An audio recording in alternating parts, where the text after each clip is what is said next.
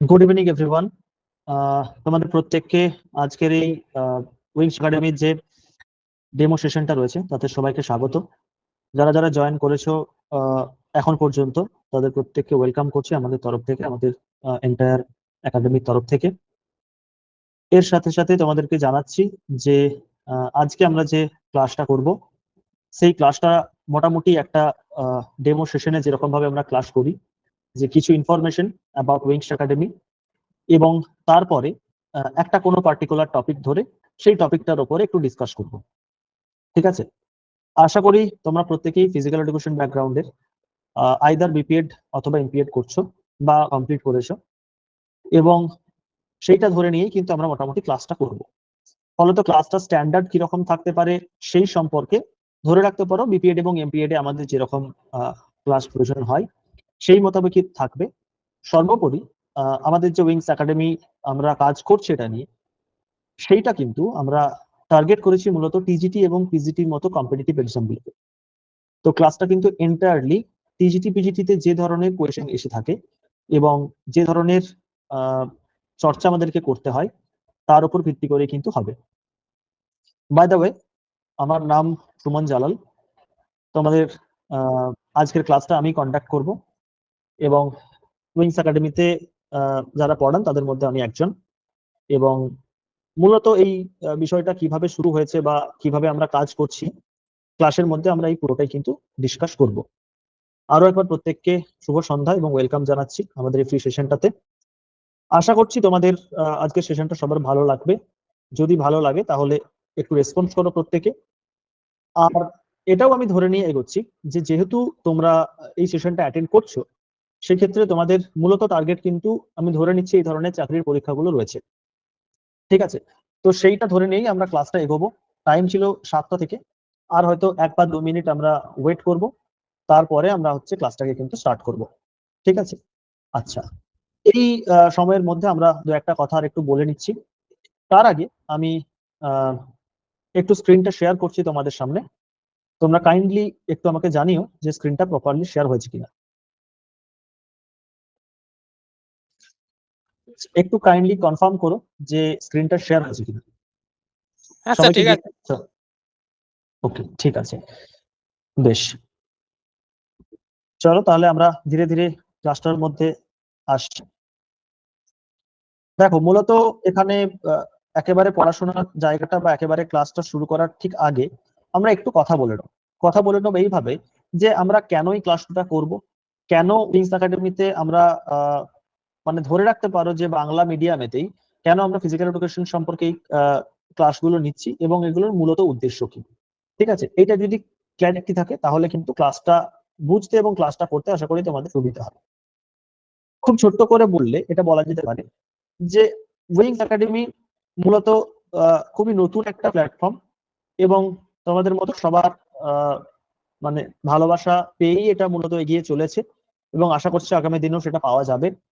মূলত এখানে আমরা কি করে থাকি, দেখো, সর্বভারতীয় ক্ষেত্রে ফিজিক্যাল এডুকেশনের টিজিটি পিজিটি এক্সাম সহ বিভিন্ন কম্পিটিটিভ এক্সামের জন্য অনেকগুলো প্ল্যাটফর্ম রয়েছে, যেগুলো তোমরাও মূলত কিন্তু সবাই টুকটাক জানো, জানো না এমনটা কেউই নেই।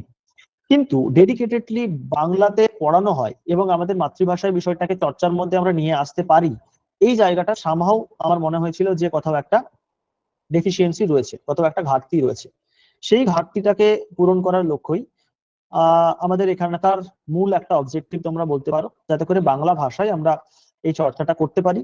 তবে অ্যাট দ্য সেম টাইম এটাও আমাদের মাথায় রাখতে হবে, সর্বভারতীয় ক্ষেত্রে অল ইন্ডিয়া বেসিসে যে সমস্ত এক্সাম হয় কোথাও কিন্তু বাংলা সেই অর্থে থাকে না। তাহলে আমরা বাংলা মাধ্যমে ক্লাসগুলো করব কেন? ক্লাসগুলো করব এই কারণে, যাতে করে আমাদের আন্ডারস্ট্যান্ডিংটা অনেক স্মুথ হতে পারে। যাবতীয় যা মেটেরিয়ালস আমরা এখান থেকে প্রোভাইড করব, স্টাডি মেটেরিয়ালস, তার প্রত্যেকটাই কিন্তু ইংরাজিতে হবে। ঠিক আছে? সেগুলো কিন্তু বাংলাতে হবে না। কিন্তু যখন ক্লাসটা নেওয়া হবে, যখন সেটাকে তোমাদেরকে বোঝানোর স্বার্থে একটা লেকচার ডেলিভার করা হবে, সেইটা কিন্তু আমরা চেষ্টা করি মূলত বাংলার উপরে রাখতে। তাতে যেটা সুবিধা হয়, ইংলিশ নোটটা তোমরা পড়ছো এবং সেটা ইন্টারপ্রেট করতে গিয়ে, সেটা বুঝতে গিয়ে তোমরা মাতৃভাষার সাহায্যে সেটাকে বুঝতে পারবে। এইটা মূলত একটা বেসিক আইডিয়া আমাদের ছিল এই বিষয়টা শুরু করার ক্ষেত্রে।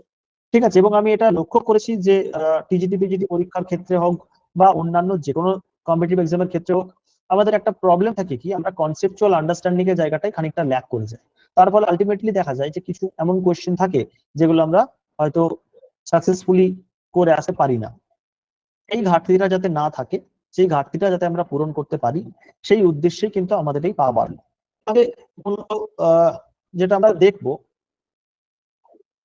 সেইটা দেখবে এখনকার টিজিটি পিজিটির প্রত্যেকটা এক্সাম, মানে যে কোনো সাবজেক্টেই তুমি বলতে পারো, সেই প্রত্যেকটা এক্সামই কিন্তু দুটো সেগমেন্টে আমরা মূলত দেখতে পাই। সেই দুটো সেগমেন্ট কি কি? সেই দুটো সেগমেন্ট হচ্ছে, একটা দেখবে আমাদের যে কোনো টিজিটি পিজিটি এক্সাম, ঠিক আছে, সেই একটা সেগমেন্ট দেখবে আমাদের থাকে হচ্ছে জেনারেল পেপার, এবং আর একটা সেগমেন্ট সেটা আমাদের থাকে হচ্ছে কিন্তু সাবজেক্ট পেপার, অর্থাৎ আমাদের যে সাবজেক্টে আমরা পড়াশোনা করছি সেই সাবজেক্টের উপরে কিন্তু থাকে। এখন যেটা বিষয় সেটা হচ্ছে যে জেনারেল পেপারটা আমাদের ক্ষেত্রে কিন্তু খুব গুরুত্বপূর্ণ। কেন গুরুত্বপূর্ণ? গুরুত্বপূর্ণ এই কারণে যে জেনারেল পেপারটাতে অলমোস্ট 33% মার্কস কিন্তু অ্যালোটেড থাকে। যদি তোমরা এক্সাম দিয়ে থাকো তাহলে তোমরা ডেফিনেটলি বুঝতে পারবে যে 33% মার্কস কিন্তু অ্যালোটেড থাকে কোথায়, না আমাদের জেনারেল পেপারটাতে। সেখানে মূলত আমাদের কি পড়তে হয়? সেখানে আমাদের মূলত পড়তে হয় history, geography, science, maths, reasoning, এবং ডেফিনেটলি কারেন্ট অ্যাফেয়ার্স এবং স্ট্যাটিক জিকে। এই পোর্শনটা কিন্তু আমার ব্যক্তিগতভাবে অভিজ্ঞতায় আমি দেখেছি যে আমাদের ফিল্ডের ছেলে মেয়েদের কাছে একটুখানি টাফ হয়ে যায়। কারণ আমরা যে সাবজেক্টটা নিয়ে পড়াশোনা করি সেখানেতে দাঁড়িয়ে যেরকম প্রেশার থাকে কোর্সের, সবাই বিপিএড এমপিএড করছো, তো যে প্রেশারটা থাকে আমাদের, তারপরে এই সাবজেক্টগুলোকে কভার করা নিয়ে একটা ইম্পসিবল হয়ে পড়ে, এবং আলটিমেটলি পরীক্ষার ক্ষেত্রে গিয়ে যেটা কিন্তু একটা ডিসাইডিং ফ্যাক্টর হয়ে দাঁড়ায়।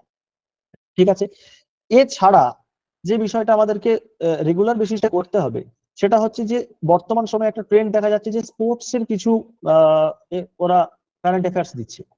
তো জেনারেল কারেন্ট অ্যাফেয়ার্স এর সঙ্গে সঙ্গে স্পোর্টস এর কারেন্ট অ্যাফেয়ার্সও কিন্তু আমাদের অল্প বিস্তর কিন্তু দেখার প্রয়োজন আছে। ঠিক আছে, তো এই বিষয়টা কিন্তু মাথায় রাখা প্রয়োজন। কারণ 33% মার্কস যদি তোমাকে সঠিকভাবে অ্যাটেন্ড করতে হয়, যেমন ধরো 150 নম্বরে যদি পরীক্ষা হয়, 50 নাম্বার তোমার কিন্তু ওখানে থাকে।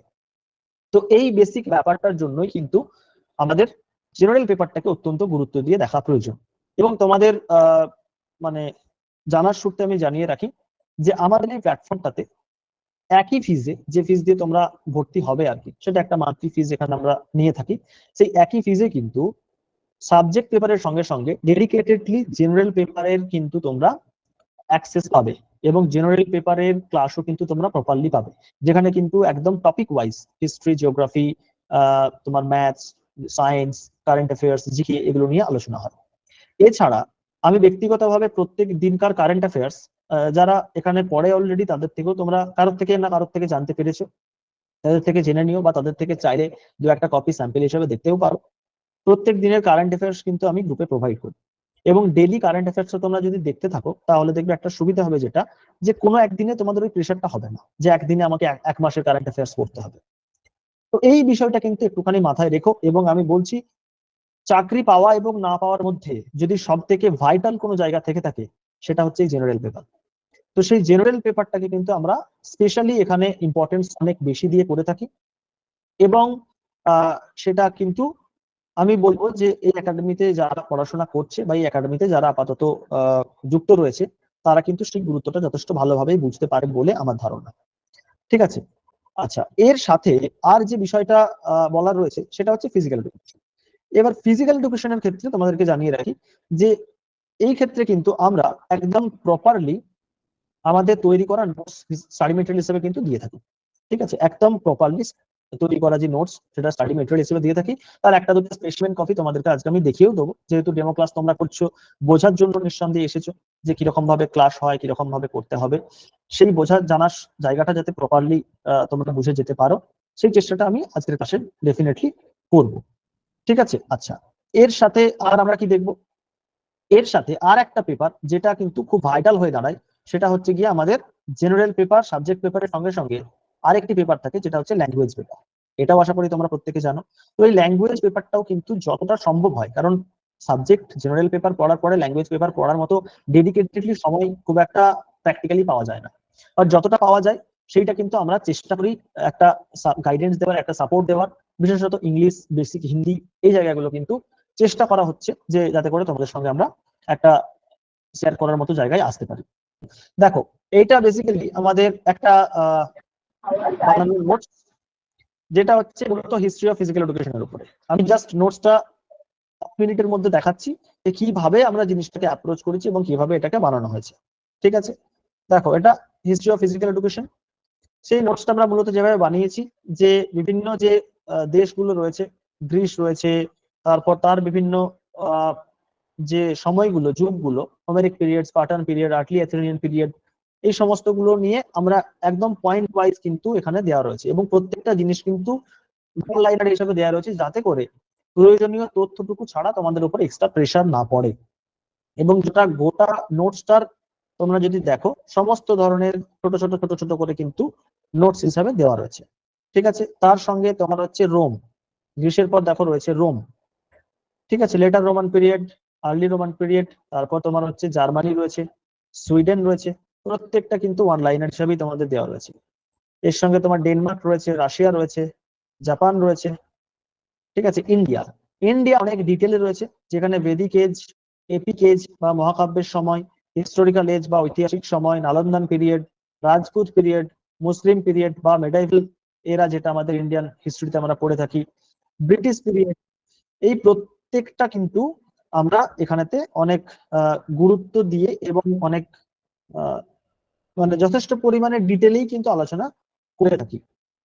ঠিক আছে, পোস্ট ইন্ডিপেন্ডেন্ট খুব গুরুত্বপূর্ণ, স্বাধীনতা উত্তর সময়ে যে আমাদের ফিজিক্যাল এডুকেশনের চর্চা ভারতবর্ষে রয়েছে, সেই সম্পর্কিত কিন্তু টোটাল একদম ডিটেলসে নোটস তোমরা পাবে। এর সঙ্গে একটা গুরুত্বপূর্ণ তোমাদের জন্য কাজ করা রয়েছে, যেটা হচ্ছে একটা টাইম লাইন দেওয়া রয়েছে, একদম সিকোয়েন্স ওয়াইজ ইয়ার রয়েছে, এবং তোমাদের হচ্ছে কি কি ঘটনা সেখানে ঘটেছে সেইগুলো প্রত্যেকটা দেওয়া রয়েছে। আচ্ছা, ইম্পর্টেন্ট ইনস্টিটিউশন এক কাছে করে দেওয়া রয়েছে, স্পোর্টস অথরিটি অফ ইন্ডিয়া, ঠিক আছে, national institute of sports NIS, যেটা এলএনআইপি গোয়ালিয়র। ঠিক আছে, তারপর হচ্ছে তোমার HBPM, YMCA, okay, Indian Olympic association, university grand commission, NAAC, NCT, AIU, মানে তোমার যতটুকু প্রয়োজন ততটুকু গুছিয়ে কিন্তু এখানে দেওয়া রয়েছে। নেক্সট আমরা আসবে sports award, Arjun award, major Dhyan Chand award, Dhyan Chand award আলাদা, মৌলানা আবুল কালাম আজাদ ট্রফি, যেটাকে আমরা মাকা ট্রফি বলে থাকি, দ্রোণাচার্য অ্যাওয়ার্ড। ঠিক আছে, কুবার্টিন মেডেল, অলিম্পিক অর্ডার, যেটা কিছুদিন আগে আমাদের কে পেয়েছে, অভিনব বৃন্দাকে এই বিশেষ পুরস্কারটা দেওয়া হয়েছে। ঠিক আছে, অলিম্পিক কাপ, এরকম রয়েছে। নেক্সট আমরা দেখেছি এখানে স্পোর্টস ফেডারেশন, ফিফা, ঠিক আছে, হকির, ঠিক আছে, আর্টিস্টিক জিমনাস্টিক্স বা জিমনাস্টিক্স এর, badminton, cricket, basketball, volleyball, tennis, একদম প্রত্যেকটা খেলা। ঠিক আছে, এইরকম ভাবেই কিন্তু নোটসটা দেওয়া রয়েছে, এবং শেষে কিছু জায়গা দেওয়া রয়েছে, যেখানে যদি কিছু এটাতে মিস হয়ে গিয়ে থাকে, তোমরা ক্লাসের মধ্যে যদি কিছু এক্সট্রা পেয়ে থাকো বা পড়াশোনা করতে গিয়ে, সেইটা যাতে করে তোমরা অ্যাড করতে পারো। তো এইভাবে আমরা একটা স্টাডি মেটেরিয়াল বানানোর চেষ্টা করেছি। তোমরা যদি দেখতে চাও তাহলে আরেকখানা জিনিস দেখতে পাবে, যেটা হচ্ছে তোমার অলিম্পিক মুভমেন্ট। এটাও দেখো মূলত হচ্ছে আমরা অলিম্পিক, এনশিয়েন্ট অলিম্পিক কিরকম ভাবে হয়েছে, ঠিক আছে, মডার্ন অলিম্পিক কিভাবে হচ্ছে, প্রত্যেকটা স্যার জিনিস। ক্লাসের পরে কি স্যার পিডিএফ দেওয়া হয়? হ্যাঁ, ক্লাসের পর পিডিএফ পেয়ে যাবে তোমরা। ঠিক আছে, ক্লাসগুলো পিডিএফ মূলত বলতে স্যার আমি ভিডিও রেকর্ডিং ক্লাসের কথা বলছি না, ক্লাসের পর ফুললি কি পিডিএফ সেন্ড করা হয় এই সেম পিডিএফটাই? সেম পিডিএফটা সেন্ড করা হয়। দেখো বিষয়টা বলি, এইটা হচ্ছে তোমার কমপ্লিট স্টাডি মেটেরিয়াল। তো এই বিষয়গুলো হচ্ছে যেহেতু বানানো চলছে, সবগুলো তো এখনো কমপ্লিট হয়নি, মানে যেটা হয়ে যাচ্ছে সেটা, যে চ্যাপ্টারটা বা যে টপিকটা কমপ্লিট হচ্ছে, তারপর সেই পুরো পিডিএফটা দেওয়া হয়। কিন্তু ইন দা মিন টাইম তোমরা যেদিন পড়বে, সেদিন তোমাদেরকে আমরা চেষ্টা করি যে পিপিটি প্রেজেন্টেশনটা দিয়ে পড়ানো হয়, ক্লাস করানো হয়, সেটা তো আলাদা, আর এটা খানিক আলাদা। তো সেই পিপিটিটা তোমরা ডে টু ডে বেসিসে পেয়ে যাবে, এবং এই এন্টায়ার পিডিএফটা তোমরা হচ্ছে ঠিক যখন চ্যাপ্টারটা শেষ হয়ে যাবে তারপর তোমরা পেয়ে যাবে। ঠিক আছে, আর কারেন্ট অ্যাফেয়ার্স তো বললাম রোজকার রোজ পেয়ে যাবে, এবং মান্থলিও একটা কম্পাইল করে আমরা একসঙ্গে বানিয়ে দিই, সেটাও তোমরা পেয়ে যাবে। ঠিক আছে, এখানে দেখো এরকম ভাবেই রয়েছে একদম ডিটেলে অলিম্পিক মুভমেন্ট, সামার অলিম্পিকের এক একটা অলিম্পিক ধরে, 96 অলিম্পিক, 1900 অলিম্পিক, ঠিক আছে, 1904 অলিম্পিক, একদম ডিটেলসে তোমাদের কিন্তু সমস্ত পাবে। তার সঙ্গে তোমার হচ্ছে যে ইম্পর্টেন্ট একটা জায়গা থাকে টিজিটি পিজিটিতে, যেটা তোমরা সবাই দেখতে পাবে, সেটা হচ্ছে গেমস গুলো। এখানে দেখো একদম winter Olympic games, youth Olympic games, প্যারালিম্পিক্স, যেটা এইমাত্র মানে 14 হয়ে গেল। ঠিক আছে, তারপর তোমার হচ্ছে স্পেশাল অলিম্পিক্স, নেক্সট হচ্ছে তোমার যাদের যাদের কানে সমস্যা, শুনতে সমস্যা, ঠিক আছে, তাদের জন্য স্পেশাল একটা অলিম্পিক হয় ডেফলিম্পিক্স বলে, সেই ডেফলিম্পিক্স সম্পর্কে লেখা রয়েছে। ঠিক আছে, এশিয়ান গেমস সম্পর্কে ডিটেইলে তোমরা পাবে, সাউথ এশিয়ান গেমস সম্পর্কে পাবে, আফ্রো এশিয়ান গেমস সম্পর্কে পাবে, কমনওয়েলথ গেমস সম্পর্কে ডিটেইলসে পাবে। ঠিক আছে, মোটামুটি একটা আশা করি তোমরা আইডিয়া করতে পেরেছো যে কিভাবে এই পিডিএফটাকে সাজানো হয়েছে। এইটা অ্যাকচুয়ালি কিন্তু মাল্টিপল সোর্স থেকে আমরা বিভিন্ন তথ্য নিয়েছি এবং সেটাকে একসঙ্গে করার চেষ্টা করেছি। ঠিক আছে, এবং সেটা চেষ্টা করেছি মূলত এই কারণেই যে যাতে করে তোমাদের অযথা টাইম ওয়েস্ট না হয়। ঠিক আছে, অযথা টাইম ওয়েস্ট না হয়, সেইটাই মূলত আমরা চেষ্টা করেছি এবং সেইখান থেকে কিন্তু পিডিএফ গুলো বানানো। চলো তাহলে আমরা মোটামুটি আজকে একটা ইন্ট্রোডাকশন নিলাম যে আমরা কিরকম ভাবে পড়তে চাইছি বা কিভাবে আমরা ক্লাসগুলো করব। এবার চলো আমরা আজকে একটা টপিক পড়ে নিই, যেটা আমরা বললাম যে কার্ডিওভাস্কুলার সিস্টেমের পার্টিকুলারলি একটা টপিক পড়বো। আচ্ছা, আমাকে আর একবার প্লিজ একটু কনফার্ম করবে যে দেখা যাচ্ছে কিনা, প্রবলেম হয়েছিল।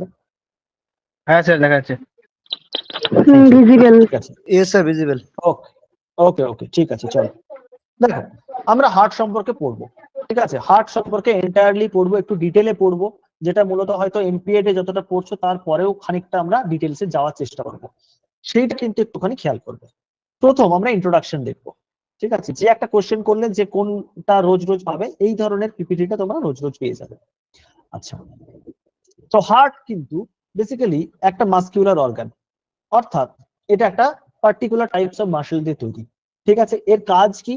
এর কাজ হচ্ছে মূলত রক্তকে আমাদের পুরো শরীরে যে রক্তের প্রবাহ রয়েছে সেই প্রবাহটাকে বজায় রাখা, এবং তার মধ্যে দিয়ে ও কি করে, তার মধ্যে দিয়ে দেখো ডিটেইলে লেখা রয়েছে, ও অক্সিজেন সাপ্লাই করে এবং নিউট্রিয়েন্টস বা পুষ্টির যে উপাদানগুলো সেগুলোকে ও শরীরের সমস্ত জায়গায় পৌঁছে দেয়। তো হার্ট একটা মাসকুলার অর্গান, যার কাজ হচ্ছে আমাদের রক্ত যে সংবহন তন্ত্র চলছে সেই সংবহন তন্ত্রটাকে সঠিকভাবে ফাংশন করানো, রক্তকে শরীরের সমস্ত জায়গায় সঠিকভাবে পৌঁছে দেওয়া, এবং সেই রক্তের মাধ্যমে অক্সিজেন এবং নিউট্রিয়েন্টসকে যথাস্থানে পৌঁছে দেওয়া। এইটা আমরা হার্ট সম্পর্কে একটা একদম কমন যে ধারণা, এটা আশা করি তোমরা প্রত্যেকেই জানো, সেটা আমরা নিলাম। আচ্ছা, এরপর আমরা দেখবো কি, এরপর আমরা দেখবো যে লোকেশন কোথায়, খুব ইম্পর্টেন্ট কিন্তু। হ্যাঁ, এই ধরনের কোশ্চেন কিন্তু আসে। লোকেশন প্রথম হচ্ছে আমরা পড়ছি কি না, আমরা প্রথম পড়ছি যেটা, সেটা হচ্ছে থোরাসিক ক্যাভিটিতে। এবার প্রশ্ন হবে থোরাসিক ক্যাভিটি কোথায়। না দেখো, আমাদের এখানেতে একটা পর্দা রয়েছে, এটার নাম কেউ বলতে পারবে? ডায়াফ্রামা। ডায়াফ্রাম, ঠিক, বা মধ্যচ্ছদা পর্দা বলা হয় বাংলাতে। তো এই ডায়াফ্রামের কাজ কি না, এ হচ্ছে উপরের একটা হলো স্পেস রয়েছে, এর নিচে একটা হলো স্পেস রয়েছে। যেটা ধরো আমরা বললাম যে উপরেরটাকে আমরা থোরাসিক ক্যাভিটি বলছি, ক্যাভিটি কথাটার মানেই হচ্ছে একটা ফাঁকা জায়গা। আর নিচে রয়েছে অ্যাবডোমিনাল ক্যাভিটি, তারও নিচে রয়েছে আরো কিছু, কিন্তু আমি ধরে নিচ্ছি থোরাসিক ক্যাভিটি, অ্যাবডোমিনাল ক্যাভিটি, এর মধ্যে কিন্তু ডায়াফ্রাম রয়েছে। এইখানেতে যে বিষয়টা আমরা দেখবো যে হার্টের অবস্থান কিন্তু এন্টায়ারলি থোরাসিক ক্যাভিটির মধ্যেই। ঠিক আছে, অর্থাৎ ডায়াফ্রামের উপরের দিকে। এখানে দেখো একটা মানব শরীরে সম্পূর্ণভাবে হার্টের অবস্থানটাকে দেখানো রয়েছে। দেখো এখানে লেখা রয়েছে ইন বিটুইন টু লাংস, দুটো লাংসের মধ্যে। দেখো এখানে একটা লাংস রয়েছে, এখানেও একটা লাংস রয়েছে, কিন্তু ইন্টারেস্টিংলি দেখো ডান দিকের লাংসটা, এটা যদি রাইট সাইড হয়, এটা যদি লেফট সাইড হয়, ডান দিকের লাংসটা পুরোপুরি ভিজিবল, কিন্তু বাঁ দিকের লাংসটার উপরে এই হার্টটা খানিকটা চেপে রয়েছে, সেটাই লেখা রয়েছে টুয়ার্ডস লেফট সাইড, একটু বাঁ দিক চেপে থাকে, একদম মাঝামাঝি থাকে না। এই যে নির্দিষ্ট জায়গাটা একদম স্পেসিফিক্যালি বললে এটাকে কি বলা হয়, এটাকে বলা হয় মেডিয়াস্টেনাম। ঠিক আছে, তো হার্টের লোকেশন কি, থোরাসিক ক্যাভিটি বিটুইন টু লাংসেস আর টুয়ার্ডস লেফট সাইড, আর এক্সাক্ট জায়গাটা যদি আমরা মেডিকেল টার্মে বলে থাকি সেটাকে আমরা বলবো মেডিয়াস্টেনাম। ঠিক আছে, এতটা ক্লিয়ার? আচ্ছা, নেক্সট আমরা আসবো, লোকেশন আমাদের তৈরি হয়ে গেল। এবার আমরা পড়বো ওয়েট। ওয়েট হচ্ছে 280 থেকে 300 গ্রাম ফর মেন, পুরুষদের জন্য, 230 গ্রাম থেকে 280 গ্রাম মহিলাদের জন্য, এবং ইন্টারেস্টিং ফ্যাক্ট, এটা মাত্র 20 গ্রাম থাকে যখন কোনো শিশু জন্মগ্রহণ করে। অর্থাৎ জন্মের সময় আমাদের হার্টের কিন্তু পুরুষ এবং নারী, অর্থাৎ মানে শিশুকন্যা বা শিশুপুত্র যাই হোক না কেন, সেই নির্বিশেষে হার্টের ওজন কিন্তু 20 গ্রামের অ্যাপ্রক্স একটা থাকে। ঠিক আছে, এই তথ্যটা তোমার পিজিটি পরীক্ষার জন্য আমার অন্তত পক্ষে মনে হয় না যে খুব গুরুত্বপূর্ণ বলে, বাট আসতে পারে কোশ্চেন, সেই কারণে দেওয়া আছে। আচ্ছা, ডাইমেনশনস কি রকম গঠনের, এর লেংথ হচ্ছে, অর্থাৎ লম্বাতে এটা 12 সেন্টিমিটার, চওড়াতে কত না এটা হচ্ছে 9 সেন্টিমিটারের কাছাকাছি, আর ডেপথ মানে কতটা এর মধ্যে গভীরতা রয়েছে সেই ডেপথটা মোটামুটি 6 সেন্টিমিটার মতো। এই তথ্যগুলো আমি যতটা সেকেন্ড ব্র্যাকেট করলাম খুব একটা ইম্পর্টেন্ট নয়, বাট এই লোকেশনটা খুবই ইম্পর্টেন্ট তোমাদের এক্সাম পার্সপেক্টিভে। ঠিক আছে, তো প্রথম স্লাইডটা আশা করি তোমাদের কাছে ক্লিয়ার। নেক্সট আমরা এবার আসবো সব থেকে গুরুত্বপূর্ণ পোর্শনে, সেটা হচ্ছে অ্যানাটমি অফ হার্ট, অর্থাৎ হার্টের গঠন কিরকম। আশা করি অ্যানাটমি এবং ফিজিওলজির ডিফারেন্স সম্পর্কে তোমাদের একটা ধারণা রয়েছে।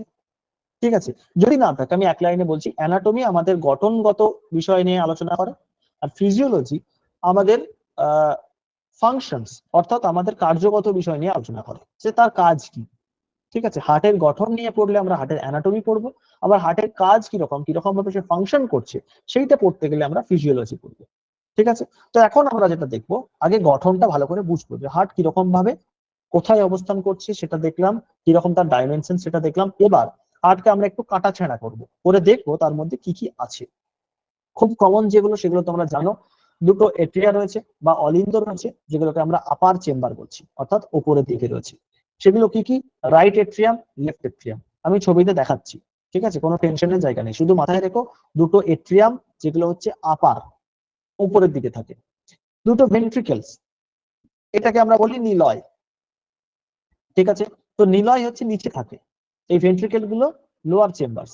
কোথায় থাকে না রাইট ভেন্ট্রিকেল আর লেফট ভেন্ট্রিকেল এটা ভাগ হয়ে থাকে, অর্থাৎ নিচের দিকে থাকে। যদি আমরা খুব কমনলি হার্টকে এরকম ভাবে দেখতে চাই, তো এখানে একটা থাকবে, এখানে একটা আছে, সেম সেম এখানে একটা রয়েছে আর এখানে একটা রয়েছে, এদের মধ্যে একটা আমরা ভালভ দেখতে পাই। তো এইটা তোমার হচ্ছে কি বলবে, রাইট এট্রিয়াম, আর এটা রাইট ভেন্ট্রিকেল, এটা লেফট এট্রিয়াম, এটা লেফট ভেন্ট্রিকেল। তো এরকম চারটে প্রকোষ্ঠ বা চারটে হলো স্পেস কিন্তু থাকে। ঠিক আছে, নেক্সট এবার আমি আসবো সেপ্টাম। সেপ্টাম খুব ইম্পর্টেন্ট জিনিস। সেপ্টাম কি?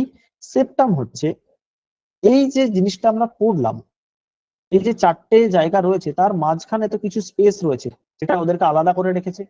এই আলাদা করে রাখার যে স্পেসটা, যে একটা ওয়াল অফ টিস্যু রয়েছে, ওয়াল অফ টিস্যু, এই টিস্যু দ্বারা গঠিত ওয়ালটাকে আমরা বলছি সেপ্টাম। অর্থাৎ যে টিস্যু ওয়াল দ্বারা এট্রিয়াম এবং ভেন্ট্রিকেল গুলো হার্টের দুটো আলাদা আলাদা সাইডে পৃথক পৃথক ভাবে অবস্থান করতে সহায়তা করে বা তাদেরকে বিচ্ছিন্ন করে, তাকে আমরা বলবো হচ্ছে সেপ্টাম। এই সেপ্টাম কে আমরা মূলত দুটো ভাগে ভাগ করি। সেই দুটো ভাগ কি কি? একটা হচ্ছে ইন্টার এট্রিয়াল সেপ্টাম, একটা হচ্ছে ইন্টার ভেন্ট্রিকুলার সেপ্টাম। দেখো এইটাকে আমি দুটো কালারে ভাগ করছি। ধরে নাও এটা আমি রেড দিয়ে করলাম আর নিচেরটা হোয়াইট। তো এখানে এট্রিয়াম গুলো রয়েছে, অলিন্দ গুলো রয়েছে, তো দুটো অলিন্দের মাঝে, দুটো এট্রিয়ামের মাঝে যে সেপ্টামটা, তাকে আমরা বলছি ইন্টার এট্রিয়াল সেপ্টাম। দুটো নিলয় বা দুটো ভেন্ট্রিকেলের মাঝে যে সেপ্টামটার অংশটা রয়েছে, তাকে আমরা বলছি যে ইন্টার ভেন্ট্রিকুলার সেপ্টাম। ঠিক আছে, ইন্টার এবং ইন্ট্রা এই দুটো কথার অর্থ আশা করি তোমরা সবাই জানো। ইন্টার কথাটার অর্থ হচ্ছে যখন দুটো বাইরের জিনিসের মধ্যে আমরা মানে দুটোর মধ্যে এক্সক্লুসিভ, তার মধ্যেকার নয়, আলাদা, এবং তাদের মধ্যে একটা বাউন্ডারি রয়েছে, তাই জন্য আমি ইন্টার বলছি। আবার যেমন আমরা ইন্ট্রামুরাল খেলি, তো ইন্ট্রামুরাল মানে কি উইদিন দ্য ওয়াল, অর্থাৎ আমাদের নিজেদের ইউনিভার্সিটি, নিজেদের যে ইনস্টিটিউশন, তার মধ্যেই যখন করি সেটা হচ্ছে ইন্ট্রা। আর এখানে রয়েছে ইন্ট্রা অ্যাট্রিয়াল সেপ্টাম, মানে দুটো সেপ্টামকে আমি পৃথক করছি, ওই দুটো সেপ্টাম একটা অপরের সঙ্গে সম্পূর্ণভাবে বিচ্ছিন্ন। তো এই কনসেপ্টটা আশা করি ক্লিয়ার। এর সঙ্গে আমরা আরেকটা ভাগে ভাগ করতে পারি, যেটা হচ্ছে অ্যাট্রিও ভেন্ট্রিকুলার সেপ্টাম। ধরো তোমাদের মনে হতেই পারে যে আপনি তো বললেন যে এইখানে একটা ভাগ, এখানে একটা ভাগ, তো এই দুটোও তো ভাগ করছে, তো এই দুটোর যে সামান্য ভাগের একটা অংশ থাকে সেটাকেই আমরা বলছি অ্যাট্রিও ভেন্ট্রিকুলার সেপ্টাম। এতটা যেটা বললাম যদি ক্লিয়ার না হয়ে থাকে, নেক্সট সাইডে এসে তোমাদের ক্লিয়ার হয়ে যাবে। দেখো একদম ক্লিয়ার হয়ে যাবে। রাইট এট্রিয়াম, লেফট এট্রিয়াম, তার মাঝখানে যে স্পেসটা, অর্থাৎ এই যে ইয়েলো কালারের স্পেসটা আমি করলাম, এই স্পেসটাকে আমরা বলছি হচ্ছে তোমার ইন্টার এট্রিয়াল সেপ্টাম। ঠিক আছে, দুজনকে বিচ্ছিন্ন করছে। আচ্ছা, এর নিচে রাইট ভেন্ট্রিকেল লেফট ভেন্ট্রিকেলের মধ্যে এই যে অংশটা, এই সেপ্টামটাকে আমরা বলছি কি ইন্টার ভেন্ট্রিকুলার সেপ্টাম। আর সবুজ দিয়ে আমি যেটা দেখাচ্ছি, এই যে অংশগুলো যেগুলো হচ্ছে ওপর আর নিচে আলাদা করেছে, মানে দুটো এট্রিয়ামকে একটা সেগমেন্টে আলাদা করেছে, আর দুটো ভেন্ট্রিকেলকে এরকম ভাবে আলাদা করেছে। এটাকে আমরা যদি একটা নাম দিই তাহলে আমরা বলতে পারি অ্যাট্রিওভেন্ট্রিকুলার সেপ্টাম, অর্থাৎ এট্রিয়াম গুলোকে আলাদা করছে, ভেন্ট্রিকেল গুলোকে আলাদা করছে। এতটা পর্যন্ত সবার কাছে ক্লিয়ার আছে? কাইন্ডলি একটু রেসপন্স করবে, কারণ তোমরা তো প্রথমবার এখানে করছো, তো আশা করি তোমাদের কাছে এতটা পর্যন্ত একদম ক্রিস্টাল ক্লিয়ার রয়েছে। যদি কোনো প্রবলেম থাকে তাহলে আমাকে 1 মিনিটের মধ্যে একটু দ্রুত জানাও। তোমার কি ক্লিয়ার হয়েছে? স্যার আগের স্লাইডটা একবার দেখাবেন প্লিজ। ওকে ওকে, ঠিক আছে, আগের স্লাইডটা দেখাচ্ছি। কয়েকজন আমাকে বলছো যে হ্যাঁ ক্লিয়ার আছে, আগের স্লাইডটা আমি দেখাচ্ছি। তোমরা একটা কাজ করতে পারো, আইদার আমাকে টেক্সট করতে পারো, দেখো এখানে নাম্বার দেওয়া আছে প্রত্যেকটা স্লাইডেই, ঠিক আছে? যদি টেক্সট করো আমি এই ইয়েটা তোমাদেরকে পাঠিয়ে দেবো, ঠিক আছে? অথবা যদি মনে করো যে না কি হবে জানি না, তাহলে তোমরা হাতে ফোন রয়েছে বা ল্যাপটপ যাই থাকুক না কেন, স্ক্রিনশট নিয়ে নিতে পারো। স্ক্রিনশট নিলে কিন্তু এটা টোটালটা পেয়ে যাবে, কারণ এতটা দ্রুত লেখা সম্ভব নয়, কারোর পক্ষেই লেখা সম্ভব নয়। এই ছাড়া যদি আমি কোনো তথ্য বলি সেগুলো লিখে রেখো, ঠিক আছে? চলো আমি তাহলে এগোলাম। Okay, sir. এতটা হ্যাঁ স্ক্রিনশট নিয়ে নাও, ঠিক আছে? নেক্সট যেগুলো slide আমরা নোট যাচ্ছি। করতে হবে এগুলো কাইন্ডলি একটু বলে দেবেন একটু, যেগুলো নোট করতে হবে। ঠিক ঠিক ঠিক, মানে আমি কি বলছি দেখো, এখানে যতটা লেখা রয়েছে this is more than আনাফ for your exam, but তার বাইরেও যদি আমি কিছু বলি সেইটা একটুখানি দেখে নোট করে নিই, ঠিক আছে? তার বাইরে কিছু করার দরকার নেই। এইগুলো যখন আমি একটা একটা স্লাইড গোটা দেখাচ্ছি তোমরা কাইন্ডলি ওটাকে স্ক্রিনশট নিয়ে নাও, অথবা আমাকে মেসেজ করো, আমি পাঠিয়ে দেবো। বললাম তো টেনশনের কোনো জায়গা নেই, বাট আন্ডারস্ট্যান্ডিংটার উপরে ফোকাস করো, ঠিক আছে? ফ্যাকচুয়াল ইনফরমেশন তোমরা যে কোনো বই থেকে পেয়ে যাবে, বাট কিভাবে বিষয়টা হচ্ছে সেই আন্ডারস্ট্যান্ডিংটা রাখা বেশি গুরুত্বপূর্ণ। সুতরাং ক্লাসটার কনসেপ্ট ক্লিয়ার করার দিকে একটু বেশি ধ্যান দেবে কাইন্ডলি, ঠিক আছে? চলো আমরা 5টা স্লাইড কমপ্লিট করলাম, 6 নাম্বার স্লাইডে আমরা আসছি। এখন আমরা দেখছি যে ওয়াল, হার্টের ওয়াল নিয়ে আমরা এবার একটুখানি নাড়াচাড়া করব। ওয়াল কি? ওয়াল মানে হচ্ছে দেওয়াল। ধরো এই যে ওয়ালটা রয়েছে না, একটা দেওয়ালের মতো অংশ রয়েছে, হার্টকে যারা মানে বাইরের অঙ্গগুলোর থেকে আলাদা করছে।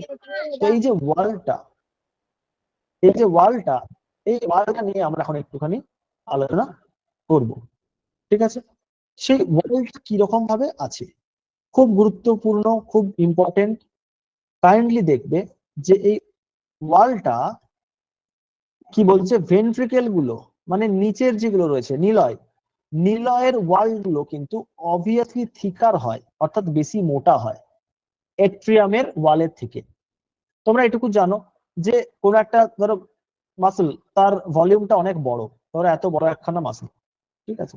এরকম একখানা মাসল রয়েছে আর একটা ছোট মাসল রয়েছে, তো ডেফিনেটলি এর কর্মক্ষমতা অনেক বেশি হবে, এর পাওয়ার অনেক বেশি হবে, হ্যাঁ কি না? তো যেহেতু ওয়াল গুলো চওড়া থাকে এবং ওয়ালের মধ্যে এক ধরনের মাসল থাকে, যখন ওয়াল সম্পর্কে ডিটেলে পড়বে তখন জানবে, তো এর কাজ করার ক্ষমতা কিরকম সেটা কিন্তু এই ওয়াল থেকে বোঝা যায়। দেখো ভালো করে যদি ব্লাড ফ্লো তোমরা লক্ষ্য করো, দেখবে অ্যাট্রিয়াম গুলোর কাজ হচ্ছে খালি ওই ব্লাডটাকে ভেন্ট্রিকেলে পাঠিয়ে দেওয়া বাই তোমার বলা যেতে পারে যে থ্রু ট্রাইকাসপিড ভালভ আর থ্রু বাইকাসপিড ভালভ বা মিট্রাল ভালভ। কিন্তু ভেন্ট্রিকেল বা নিলয়ের কাজ হচ্ছে রক্তটাকে হার্ট থেকে বাইরে পাঠানো। যদি তুমি বলো রাইট ভেন্ট্রিকেলের কথা তাহলে সে ফুসফুসে পাঠাচ্ছে, যদি তুমি বলো লেফট ভেন্ট্রিকেলের কথা তাহলে সে আরো পাওয়ারফুল, কারণ তাকে গোটা শরীরে ব্লাডটাকে আয়োটার মধ্যে দিয়ে পাঠাতে হচ্ছে। তো যেহেতু তার কাজের ওয়ার্কলোডটা অনেক বেশি, সেই কারণেও আমরা মনে রাখতে পারি যে ওর ওয়ালটা এট্রিয়াম গুলোর ওয়ালের থেকে বেশি মোটা বা ঠিক হয়, ঠিক আছে? কারণটা তোমরা বুঝতে পারলে। নেক্সট আর একটা বিষয় দেখো, এবার আমরা পড়ছি যে এট্রিয়ামের থেকে তো ভেন্ট্রিকেলের ওয়াল গুলো চওড়া, কিন্তু আবার লেফট ভেন্ট্রিকেলের ওয়ালটা, যেটা বললাম যে লেফট ভেন্ট্রিকেলের কাজ কিন্তু রক্তকে পুরো শরীরে নিয়ে যাওয়া, ফলে তো কন্ট্রাকশন যখন হয় তখন ওকে অনেক বেশি ফোর্স জেনারেট করতে হয়, এবং এই কারণে দেখা যাচ্ছে যে লেফট ভেন্ট্রিকেলের ওয়ালটা রাইট ভেন্ট্রিকেলের ওয়ালের তুলনায়, একবার একটা কোশ্চেন এসেছিল এই জন্য এটাকে আমি এখানে লিখেছি 3:1, ঠিক আছে? যদি আমি ধরে রাখি তো 3:1 অনুপাতে এদের যে থিকনেস তার ডিফারেন্স বোঝা গেল। লেফট ভেন্ট্রিকেলের ওয়াল রাইট ভেন্ট্রিকেলের ওয়ালের থেকে 3 গুণ বেশি মোটা হয়। এখন দেখা রয়েছে to create more force to push the blood, অর্থাৎ অতিরিক্ত ফোর্স জেনারেট করার জন্য ওর ওয়ালটা অনেক বেশি মোটা হয়। নেক্সট ওয়ালস অফ হার্ট, অর্থাৎ হার্টের যে ওয়াল রয়েছে তাকে আমরা তিনটে ভাগে ভাগ করতে পারি, তিনটে ভাগে। সেই ভাগগুলো কি কি? না, একদম যে ভেতরের ভাগটা তাকে আমরা বলছি এন্ডোকার্ডিয়াম, একদম ভেতরের একটা পাতলা আস্তরণ থাকে তাকে আমরা বলছি এন্ডোকার্ডিয়াম। নেক্সট কি? নেক্সট হচ্ছে মায়োকার্ডিয়াম। এই স্তরটা সব থেকে বেশি গুরুত্বপূর্ণ হার্টের ক্ষেত্রে, এবং বলা যেতে পারে যে এখানে হচ্ছে কার্ডিয়াক মাসল থাকে, যে আমাদের কন্ট্রাকশন এবং রিল্যাক্সেশনটা হয় সেটা মূলত এই মায়োকার্ডিয়ামের স্তরটার মধ্যে দিয়েই হয়ে থাকে। যখন হার্ট এন্টারলি ক্লাসের শেষে তোমাদের কাছে এটা আরো ক্লিয়ার হয়ে যাবে। তো মায়োকার্ডিয়াম হচ্ছে মিডল লেয়ার আর made up of cardiac muscles. ঠিক আছে, এই কার্ডিয়াক মাসেলের কাজই কিন্তু হচ্ছে কন্ট্রাকশন এবং রিল্যাক্সেশনের কাজটাকে কন্টিনিউয়াসলি চালিয়ে যাওয়া। ঠিক আছে, তো মায়োকার্ডিয়ামের এই স্তরটা কিন্তু আলটিমেটলি মোটা বা সরু হয় তার কাজ করার মানে চাপের অনুপাতে। ওয়ার্কলোডটা যেরকম, যত ওয়ার্কলোড বেশি তার মায়োকার্ডিয়ামের স্তরটা তত বেশি চওড়া হয়। নেক্সট আমরা আসছি পেরিকার্ডিয়াম। পেরিকার্ডিয়াম মানে পেরি কথাটা যখনই আসবে জানবে বাইরের দিকে, অর্থাৎ সব থেকে বাইরের দিকে। সেটা এখানে লেখা রয়েছে, this is the outer most layer of the heart. ঠিক আছে, এবার আরেকটু ডিটেলে আমাদেরকে পড়তে হবে। এতটা পর্যন্ত ঠিক আছে।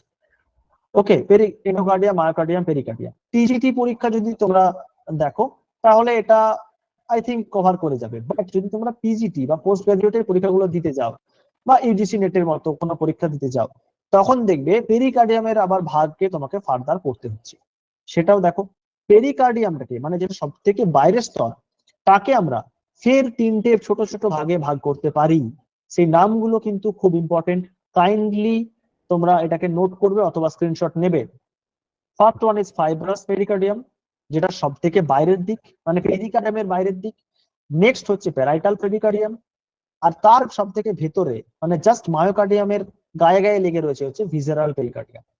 এবার এতটা তোমাদের বুঝতে একটু মেবি সমস্যা হচ্ছে, তার জন্য আমরা কি করব, এখন আমরা ফের একটা ছবির সহায়তা নেব। সেই ছবিটা হচ্ছে এটা, হার্টের লেয়ার।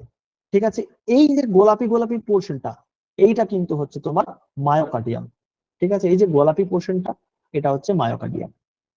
তো সরি, এটা হচ্ছে এন্ডোকার্ডিয়াম। ঠিক আছে, এর বাইরের যে স্তরটা যেটা কার্ডিয়াক মাসল দ্বারা গঠিত, সেটা হচ্ছে কিন্তু তোমার রেড দিয়ে আমি ডিনোট করলাম, এটা দেখো লেখায় রয়েছে এটা মায়োকার্ডিয়াম। ঠিক আছে, আর ভেতরেরটা হচ্ছে এন্ডোকার্ডিয়াম। বেশ, এরপর আমাদের মূল বিষয় হচ্ছে কিন্তু এই এতটা। ঠিক আছে, এইটা কিন্তু মূল বিষয়। এর মধ্যে দেখো, এর মধ্যে দেখো যে আমি একটা স্যার পেরিকার্ডিয়ামটা কোথায়? পেরিকার্ডিয়ামটা এইটা যেটা আমি রেড কালার দিয়ে করেছি না, ঠিক আছে, যেটা রেড কালার দিয়ে আমি করেছি, দেখো ভালো করে দেখো। আমি তো এটাই আচ্ছা এতক্ষণ আচ্ছা বোঝাচ্ছি তোমাদেরকে যে এখান থেকে মানে এই যে পোর্শনটা, এই পোর্শনটা কিন্তু হচ্ছে তোমার একটা ভাগ। ঠিক আছে, হলো। এরপর তোমার হচ্ছে মায়োকার্ডিয়াম, এরপর তোমার মায়োকার্ডিয়াম, মায়োকার্ডিয়াম হচ্ছে এতটা পর্যন্ত। ওকে, হলো। এই দুটো নিয়ে অত মাথা ব্যথা নেই, জানবে এটা ইম্পর্টেন্ট কারণ এটা কার্ডিয়াক মাসল দ্বারা তৈরি, যেটা আমি বেগুনি কালারে এখন করলাম, মায়োকার্ডিয়াম। আর এর পরে যেটুকু অবশিষ্ট অংশ পড়ে থাকে এটাই হচ্ছে পেরিকার্ডিয়াম। এবং কোয়েশ্চেন হলে কিন্তু হাই চান্স তোমাদের পেরিকার্ডিয়াম থেকে হওয়ার, কারণ পেরিকার্ডিয়ামকে ফের আমরা তিনটে ভাগে ভাগ করতে পারছি। সেই তিনটে ভাগ কি কি একটু আমরা ডিটেলে দেখার চেষ্টা করব। প্রথম ভাগ যেটা, সেটা হচ্ছে এই পোর্শনটা, যেটা এরকম এখন কালারে রয়েছে। এই যে কালারটা যেটা আমি ফিল করলাম, এই কালারটা হচ্ছে তোমার ফাইব্রাস পেরিকার্ডিয়াম, এইটা। ঠিক আছে, ফাইব্রাস পেরিকার্ডিয়াম সব থেকে বাইরের দিক। তারপরে দেখো একটা নীল কালারের স্তর রয়েছে, এটা হচ্ছে parietal layer of serious pericardium, মানে তোমার বেসিক্যালি বলতে পারো প্যারাইটাল পেরিকার্ডিয়াম। ঠিক, আর তারপরে দেখো একটা সবুজ অংশ রয়েছে, এই সবুজ অংশটা না অ্যাকচুয়ালি একটা ফাঁকা জায়গা। ঠিক আছে, সবুজ অংশটা অ্যাকচুয়ালি একটা ফাঁকা জায়গা, আমি হোয়াইট দিয়ে একটু ডিনোট করলাম। এই ফাঁকা জায়গাটার পরে আরেকটা স্তর রয়েছে যেটা হচ্ছে তোমার ভিসেরাল পেরিকার্ডিয়াম, এই স্তরটা ভিসেরাল পেরিকার্ডিয়াম। ঠিক আছে, তো এই যে ব্ল্যাঙ্ক স্পেসটা, এই যে ব্ল্যাঙ্ক স্পেসটা, এটা তো ফাঁকা থাকবে মানে কি হাওয়া থাকবে ওখানে? নিশ্চয়ই নয়। তো ওখানে যখনই এরকম দেখবে দুটো লেয়ারের মাঝখানে ফাঁকা রয়েছে বা কিছু রয়েছে, ম্যাক্সিমাম ক্ষেত্রে না ওখানে একটা ফ্লুইড থাকে যেটা দুটোর ঘর্ষণকে অনেকটা কমিয়ে দেয়। ঠিক আছে, দুটো স্তরের ঘর্ষণকে অনেকটা কমিয়ে দেয়। এই ফ্লুইডটা কিন্তু খুব ইম্পর্টেন্ট। দেখো এখানে পরিষ্কার লেখা রয়েছে যে there is a little space known as pericardial space or pericardial cavity present in between parietal pericardium and visceral pericardium। এটা বললাম যে এই যে একটা নীল অংশ এটা হচ্ছে প্যারাইটাল, আর এই যে একটা নীল অংশ এটা হচ্ছে ভিসেরাল। তার মাঝখানের যে ফাঁকা জায়গাটা তাকে আমরা বলছি পেরিকার্ডিয়াল স্পেস, তাকে আমরা বলছি পেরিকার্ডিয়াল ক্যাভিটি। ক্যাভিটি মানেই বললাম ফাঁকা জায়গা। এতটা ক্লিয়ার হয়েছে? এবার এই পেরিকার্ডিয়াল ক্যাভিটিতে একটা ফ্লুইড থাকে, বললাম একটা তরল জেলি টাইপ সাবস্টেন্স থাকে। সেইটা কি না, সেইটাকে আমরা বলছি পেরিকার্ডিয়াল ফ্লুইড। সব মনে রাখা, পেরিকার্ডিয়ামে থাকে পেরিকার্ডিয়াল ফ্লুইড, এটাকে সেরাস ফ্লুইডও বলা হয়। ঠিক আছে, এটা পরিমাণ কত থাকে এটা একটা কোশ্চেন এসেছিল। এটা মূলত পরিমাণ থাকে 5 ml থেকে 30 ml এর মধ্যে। বোঝা গেল? তাহলে পেরিকার্ডিয়াম সম্পর্কে তোমাদের আশা করি আইডিয়াটা ক্লিয়ার হলো। হার্টের লেয়ার থেকে এটুকু নিশ্চয়তা রাখতে পারো, এর বাইরে টিজিটি পিজিটি লেভেলে কোশ্চেন আসবে না। তাহলে ফাইব্রাস পেরিকার্ডিয়াম জেনে নিলাম, তারপর আমরা প্যারাইটাল পেরিকার্ডিয়াম জানলাম, তারপর থাকে হচ্ছে পেরিকার্ডিয়াল স্পেস, তারপরে আসছে আমাদের ভিসেরাল লেয়ার অফ পেরিকার্ডিয়াম, যেটাকে আমরা কিন্তু এপিকার্ডিয়াম বলে থাকি। যদি এপিকার্ডিয়াম আসে তাহলে বলবে এপিকার্ডিয়াম হচ্ছে সেইটাই যেটা হচ্ছে এপিকার্ডিয়ামের মানে পেরিকার্ডিয়ামের সব থেকে ইনারমোস্ট জায়গা, তো এটাকে এপিকার্ডিয়াম বলছি। বোঝা হলো? তো এই যে গ্রিন কালারটা আমি করলাম এখন, এটাই হচ্ছে কিন্তু এপিকার্ডিয়ামের এই স্তরটা, যেটাকে বলা হয় visceral layer of serous pericardium. এতটা পর্যন্ত সবার কাছে ক্লিয়ার হলো? একটু থামস আপ দিও বা একটু জানিও, যাতে করে আমি কনফার্ম হতে পারি যে বুঝতে পেরেছো। আর যদি কারো বুঝতে কোনো রকম কোনো সমস্যা হয় তাহলে কাইন্ডলি জানাও।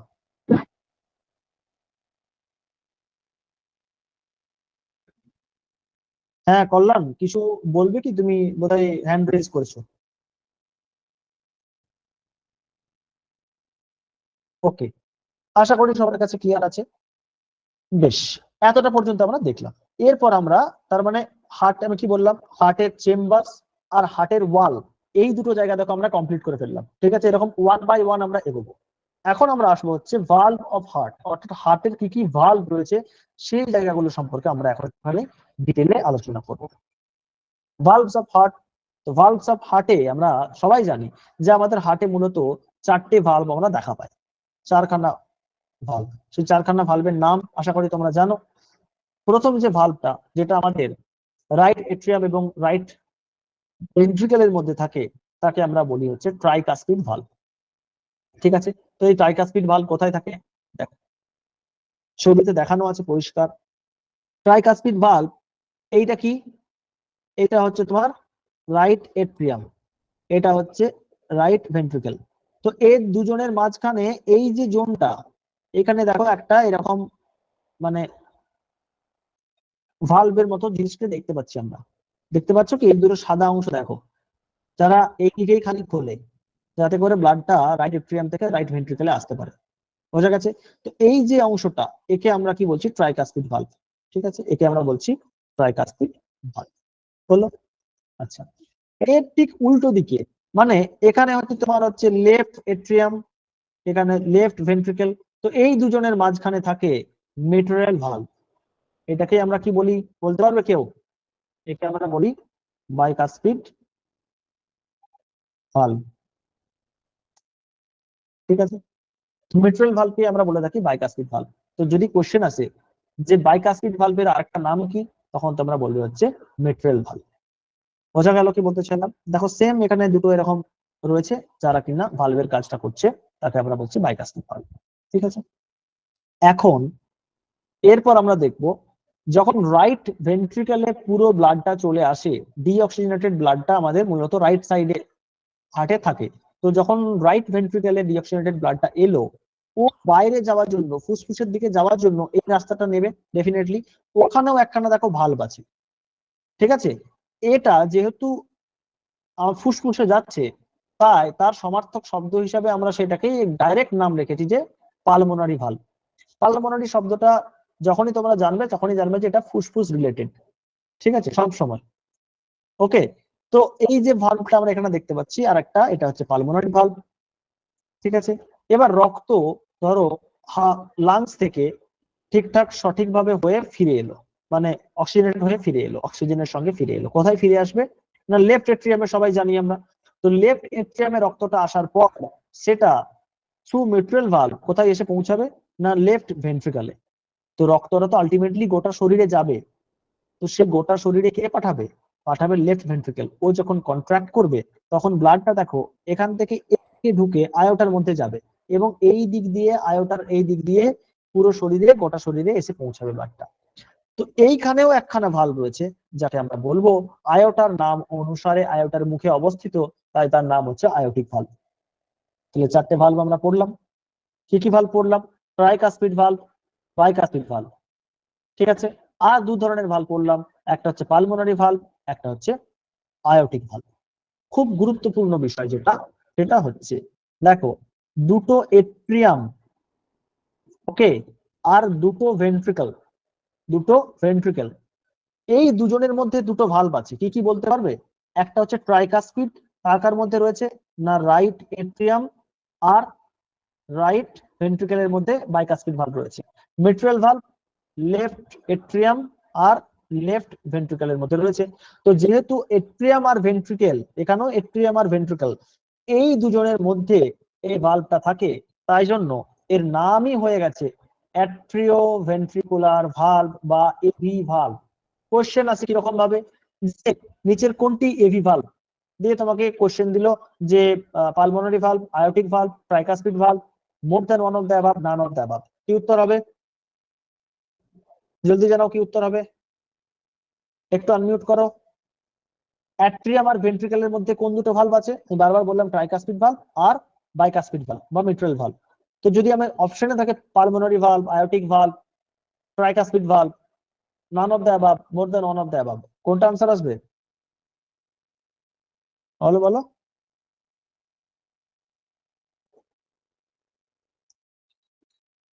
জলদি, এতজন আছো, এটা তো আমি বলেই দিচ্ছি বারবার, যে যখন অ্যাট্রিয়াম আর ভেন্ট্রিকলের মধ্যে থাকবে, এট্রিয়াম আর ভেন্ট্রিকলের মধ্যে যে ভালভ গুলো থাকবে তাদেরকেই আমরা অ্যাট্রিও ভেন্ট্রিকুলার ভালভ বলবো। তো এট্রিয়াম আর ভেন্ট্রিকলের মধ্যে কোন কোন ভালভ থাকে? রাইট এট্রিয়াম, রাইট ভেন্ট্রিকলের মধ্যে tricuspid valve, left atrium, left ভেন্ট্রিকলের মধ্যে বাইকাসপিড ভালভ বা মিট্রাল ভালভ। তো অ্যাট্রিও ভেন্ট্রিকুলার ভালভ দুটোর নাম কি? একটা হচ্ছে ট্রাইকাসপিড ভালভ আর একটা হচ্ছে বাইকাসপিড ভালভ। এই দুটোর মধ্যে যেটা অপশনে থাকবে সেটা উত্তর করবে, ঠিক আছে। আচ্ছা, বাকি যে দুটো ভালভ পড়ে রইলো, এদেরকে দেখতে অনেকটা আধা চাঁদের মতো, এরকম, বোঝা গেল? ওদেরকে দেখতে অনেকটা আধা চাঁদের মতো।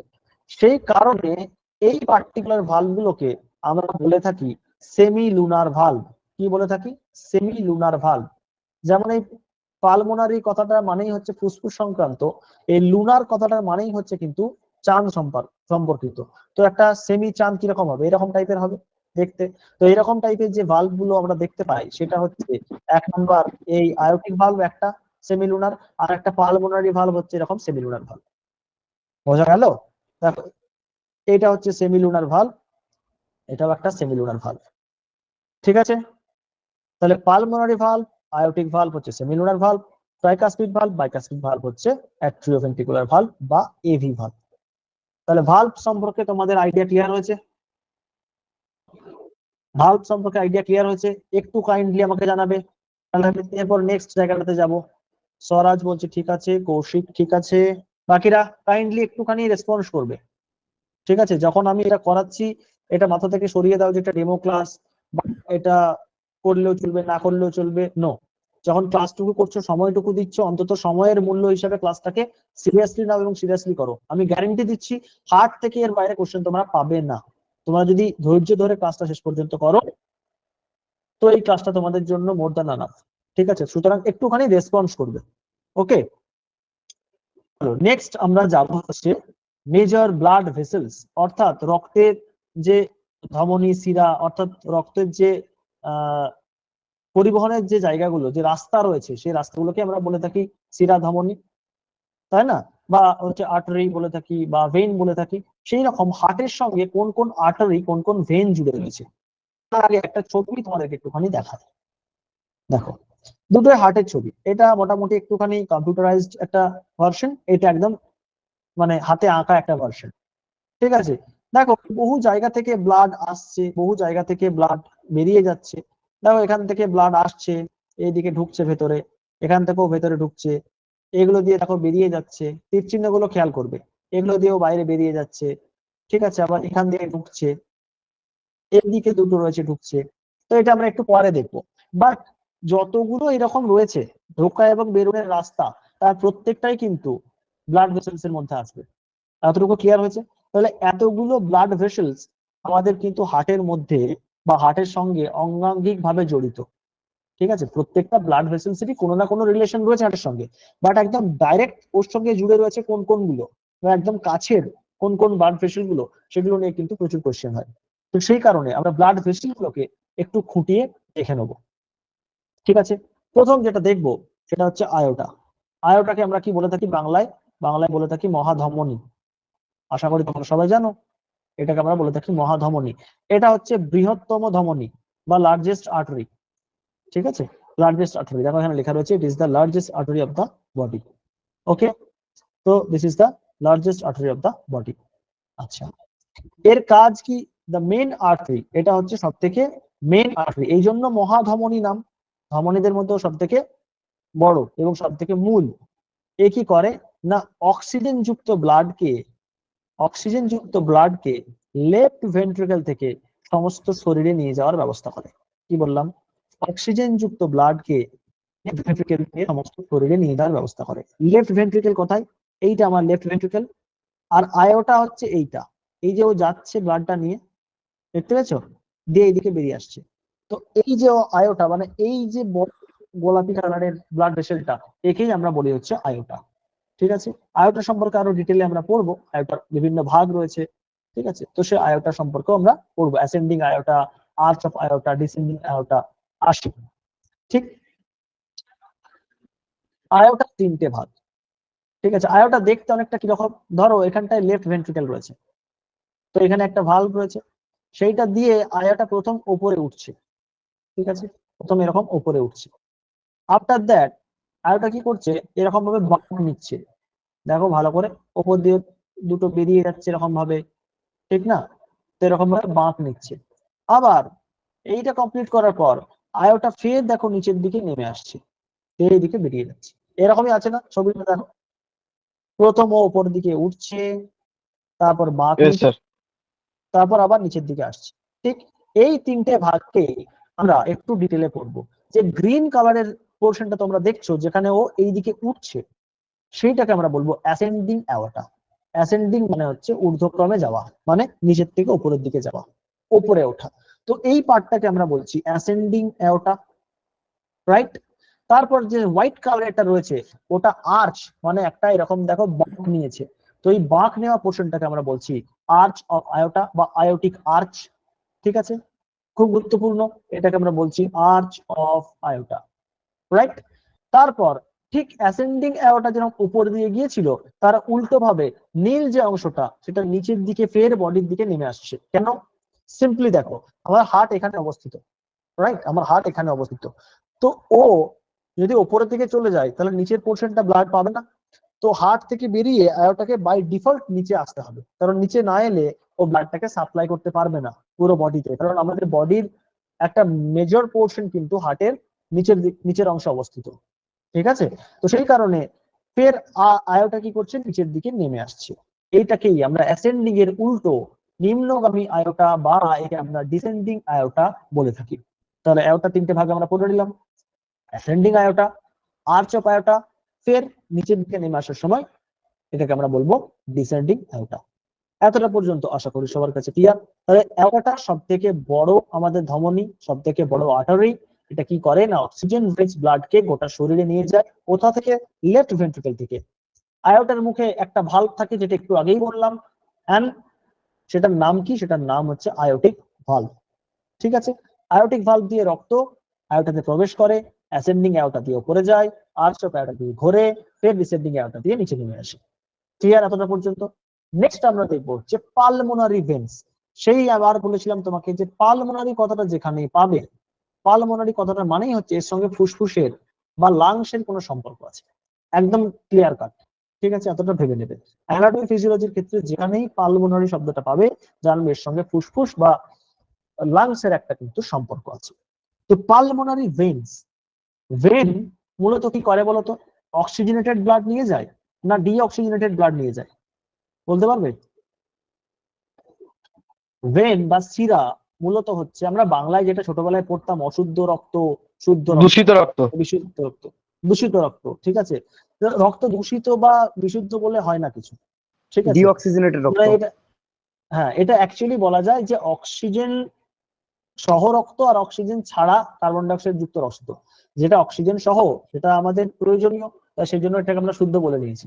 আর যেটা অক্সিজেন ছাড়া কার্বন ডাইঅক্সাইড যুক্ত সেটা আমাদের ক্ষেত্রে অতটা প্রয়োজনীয় নয় শরীরের জন্য, তো সেটাকে আমরা সেই জন্য সেটাকে আবার আমরা লাংসে পাঠাই। তো এইটাকে এই জন্য আমরা বলছি অশুদ্ধ রক্ত বা দূষিত রক্ত। বাট আমরা আজ থেকে অশুদ্ধ, শুদ্ধ এরকম টাইপের শব্দ না বলে আমরা পরিষ্কার বলবো যে অক্সিজেন যুক্ত রক্ত বা অক্সিজেনেটেড ব্লাড, আর কার্বন ডাই অক্সাইড যুক্ত রক্ত বা ডিঅক্সিজেনেটেড ব্লাড, ঠিক আছে। মজার ব্যাপার হচ্ছে ভেন মানেই তোমার হচ্ছে কিন্তু ডিঅক্সিজেনেটেড ব্লাড, আর আর্টারি মানেই তোমার হচ্ছে অক্সিজেনেটেড ব্লাড। বাট এই দুটো জায়গা এর ব্যতিক্রম, এই দুটো জায়গা এর ব্যতিক্রম। কেন ব্যতিক্রম? না এই পালমোনারি ভেন্স আর পালমোনারি আর্টারি এরা ঠিক উল্টো কাজটা করে। সাধারণভাবে ভেন্স যেখানে ডিঅক্সিজেনেটেড ব্লাড ক্যারি করে, সেখানে পালমোনারি ভেন ফুসফুস থেকে বা লাংস থেকে রক্ত অক্সিজেনেটেড হওয়া অবস্থায় একে নিয়ে আসে। কোথায় নিয়ে আসে? না লেফট এট্রিয়ামে নিয়ে আসে। তাহলে কিরকম ভাবে আসছে সে ফের একবার আমরা চট করে দেখে নিই। দেখো এই যে ব্লাড দুটো রয়েছে, দেখো, ঠিক আছে, আমি দুটোকে একটু বড়ভাবে দেখাচ্ছি। এই যে একখানা আসছে আর এই যে একখানা আসছে, তো এই দিকে ধর একখানা লাংস রয়েছে, এই দিকেও একখানা লাংস রয়েছে। তো এই দিকের লাংস থেকে এই দিকে আসছে, এই দিকের লাংস থেকে এখানে আসছে, ঠিক আছে। তো এই যে এরা আসছে এরা কিন্তু ভেন, এই দুটো কিন্তু ভেন, কিন্তু দেখো গোলাপি কালারে রয়েছে, মানে এরা শুদ্ধ রক্ত নিয়ে আসছে, বা যেটা আমি বলতে মানা করলাম তাহলে আমরা বলবো অক্সিজেনেটেড ব্লাড নিয়ে আসছে বা অক্সিজেন যুক্ত রক্ত নিয়ে আসছে। সেই কারণে এই শিরাটা হচ্ছে কিন্তু ব্যতিক্রম। তো পালমোনারি ভেনকে আমরা একটা ব্যতিক্রমী শিরা হিসাবে কিন্তু মাথায় রাখবো। ওকে, নেক্সট আমরা কি দেখবো? নেক্সট আমরা দেখবো যে পালমোনারি আর্টারি। তো পালমোনারি ভেন যদি উল্টো কাজ করে, তো পালমোনারি আর্টারি উল্টো কাজ করবে। এ কি করে? এ হচ্ছে ডিঅক্সিজেনেটেড ব্লাডকে, ডিঅক্সিজেনেটেড ব্লাড প্রথমে এখানে এসে জমা হচ্ছে, এখান থেকে ভায়া বা থ্রু ট্রাইকাসপিড ভালভ এখানে এসে জমা হচ্ছে। তো এই যে রাইট ভেন্ট্রিকল এখান থেকে এখানে তোমার হচ্ছে পালমোনারি ভালভ হয়ে ব্লাডটা দুটো ফুসফুসে বা দুটো লাংসে যাচ্ছে। কার মাধ্যমে যাচ্ছে? কিন্তু ও এই তোমার পালমোনারি। Pulmonary artery. তো পালমোনারি আর্টারির মধ্যে দিয়ে যখন যাচ্ছে, বা এটাকে আমরা বাংলায় যদি লেখো, কারো যদি মনে থাকে, তাহলে একে আমরা বলেছিলাম ফুসফুসীয় ফুসফুসীয় ধমনী, ঠিক আছে। তো ফুসফুসীয় ধমনী আর এটা হচ্ছে ফুসফুসীয় শিরা, এটা হচ্ছে ব্যতিক্রম, আমরা মাথায় রাখবো। ওকে, তো পালমোনারি আর্টারি, পালমোনারি ভেন দুটো আমরা জেনে নিলাম। নেক্সট আমরা যেটা খুব গুরুত্বপূর্ণ সেটাকে আমরা বলছি হচ্ছে ভেনা কাভা। ভেনা কাভাকে দুটো ভাগে ভাগ করি। The first one is superior vena CAVA, the second one is, inferior vena. চলো আমরা সেখান থেকে আবার শুরু করছি। তো আমি একটা কোয়েশ্চেন করলাম যে superior vena CAVA upper part of the body থেকে রক্তকে আমাদের হার্টের মধ্যে নিয়ে আসে, আর ইনফেরিয়র ভেনা কাভা আমাদের কিন্তু lower part of the body থেকে রক্তকে হার্টের মধ্যে নিয়ে আসে। তো সুপেরিয়র ভেনা কাভা এবং ইনফেরিয়র ভেনা কাভার মধ্যে কোন ভেনা কাভাটা সব থেকে বড় হওয়ার সম্ভাবনা বেশি? তোমাদের লজিক কি বলে? এইটা আমি কোশ্চেন করেছিলাম। সুপিরিয়র একটু ভেনা কাভা। মাথায় আনো। কেন? আমি আরেকবার ক্লু এটা দিচ্ছি, ঠিক আছে? Inferior, inferior. আমি একটা ক্লু দিচ্ছি, দেখো আমি বললাম upper part of the body, তো upper part of the body total এরিয়াটা দেখো, আর lower part of the body total এরিয়াটা দেখো। তো যে জায়গাটাতে বেশি পরিমাণ এরিয়া, তো আমাদের যে 5 লিটার, 5.5 লিটার, 6 লিটার যাই ব্লাড থাকুক না কেন, তার একটা বড় অংশ কিন্তু ইনফেরিয়র ভেনা কাভার মধ্যে দিয়ে আসছে, কারণ lower part of the body থেকে আসছে। তো সেই কারণেই কিন্তু আমরা সেই লজিকেও কিন্তু আমরা বললে মনে রাখতে পারবো যে ইনফেরিয়র ভেনা কাভা কিন্তু সুপেরিয়র ভেনা কাভার চেয়েও বড়। তাই লার্জেস্ট ভেন যদি আমরা বলি তাহলে আমরা বলবো ইনফেরিয়র ভেনা কাভা, বা আমরা এটাকে কি বলে থাকি, বাংলাতে কি বলে থাকি, নিম্ন মহাশিরা। ঠিক আছে, ইনফেরিয়র ভেনা কাভা বা নিম্ন মহাশিরা। এতটা তাহলে ক্লিয়ার হলো সবার কাছে? নেক্সট একটা খুব ভাইটাল জিনিস, সেটা পরীক্ষায় কিন্তু বারবার আসে, মাথায় রেখো, করোনারি আর্টারি। ঠিক আছে, করোনারি আর্টারি এই নামটা মাথায় রেখো। এর কাজ কি না, হার্ট তো নিজেও একটা অঙ্গ, তো ওরও তো ব্লাডের প্রয়োজন আছে। ও সবাইকে ব্লাড সাপ্লাই দিচ্ছে মানে ওর নিজের প্রয়োজন নেই এরকম নয় নিশ্চয়ই। তো ওর যে নিজের প্রয়োজন, সেই যে রক্তটা ওকে কে সাপ্লাই করে, সেই রক্তটাকে সাপ্লাই করে কিন্তু এই করোনারি আর্টারি। তো করোনারি আর্টারি হচ্ছে সেই আর্টারি বা সেই ধমনী যা কিনা হার্টকেই রক্ত সাপ্লাই করে। ঠিক আছে, এটাকে আমরা দুটো ভাগে ভাগ করতে পারি, একটা হচ্ছে রাইট করোনারি আর্টারি, ডান দিকের করোনারি আর্টারি, একটা হচ্ছে লেফট করোনারি আর্টারি বা বাম দিকের করোনারি আর্টারি। ফার্দার এটাকে আমরা আরো ভাগ করতে পারি, রাইট কে আমরা বলতে পারি মার্জিনাল আর্টারি, এবং 2 নাম্বার হচ্ছে ইন্টারভেন্ট্রিকুলার আর্টারি। আবার লেফট করোনারিকে ভাগ করতে পারি সার্কামফ্লেক্স আর্টারি আর অ্যান্টেরিয়র ডিসেন্ডিং আর্টারি। এত ডিটেলে হয়তো আসবে না, বাট একটা স্ক্রিনশট নিয়ে রাখো, যদি কখনো আসে, যদি নোটসটা পড়তে গিয়ে কখনো পাও, তো জানবে রাইট করোনারি আর্টারির এই দুটো ভাগ আর লেফট করোনারি আর্টারির এই দুটো ভাগ। ঠিক আছে, যে ধরো বলে দিল তোমাকে মার্জিনাল আর্টারি কোন আর্টারির পার্ট, ঠিক আছে, তো প্রথমে আসতে পারে যে করোনারি আর্টারির পার্ট। এবার ধরো করোনারি আর্টারির থেকেও আরো তোমাকে স্পেসিফিক কোশ্চেন করলো যে মার্জিনাল আর্টারি রাইট করোনারির পার্ট নাকি লেফট করোনারির পার্ট, তখন তোমরা বলতে পারবে অনায়াসে যে এটা রাইট করোনারি আর্টারির একটা পার্ট। ঠিক আছে sir share your PPT sir. চলো,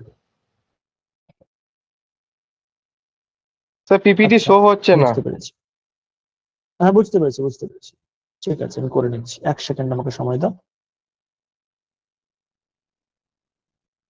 এবার আশা করি শো হচ্ছে, একটু চেক করো তো। Yes visible. ঠিক আছে, তো এইটাই মূলত হচ্ছে আমি বললাম যে marginal artery, right coronary artery দুটো ভাগ, একটা মার্জিনাল একটা ইন্টারভেন্ট্রিকুলার আর্টারি, আর লেফট করোনারি আর্টারি দুটো ভাগ, একটা হচ্ছে সার্কামফ্লেক্স আর্টারি, একটা হচ্ছে ইন্টেরিয়র ডিসেন্ডিং আর্টারি। বোঝা গেল কি বললাম? তো এটা একটা স্ক্রিনশট নিয়ে রাখো। বেশ, এরপর আমরা একটুখানি নজর দেবো যে হার্টকে আমরা কিভাবে ঠিক পড়বো, মানে কিভাবে দেখবো। ঠিক আছে, ওইটা এই ছবিটা দিয়ে ভালো করে তাকাবে, আমি এই ছবিটা থেকে পুরোটা একবার বলে দিচ্ছি। ঠিক আছে, তাহলে অনেক কিছু ক্লিয়ার হয়ে যাবে। অনেকক্ষণ আমরা মোটামুটি দেখলাম, এরপর একটা ছোট্ট এই ছবিটা এখন দেখার প্রয়োজন নেই, আমি যেটা ড্র করছি সেটা দেখো। ঠিক আছে, আমি একটা নীল রক্ত নিচ্ছি আর একটা লাল রক্ত নেবো। নীলটা হচ্ছে ডিঅক্সিজেনেটেড ব্লাড, ঠিক আছে, ডি অক্সিজেনেটেড ব্লাড। আর একটা আমি লাল নেবো, সেটা হচ্ছে অক্সিজেনেটেড ব্লাড। প্রথমে আমি লিখে দিলাম, এবার ভালো করে দেখো। নীল যেটা নিয়েছি, প্রথম শরীর থেকে কার্বন ডাই অক্সাইড যুক্ত রক্ত কিন্তু এইদিকে আসছে আর ওপর থেকে এইদিকে আসছে, এসে ও জমা হচ্ছে এখানে। প্রথম ফিল হচ্ছে কিন্তু এই জায়গাটা, ঠিক আছে, ফার্স্ট ফিল রাইট হয়ে গেল এই এট্রিয়াম। জায়গাটা।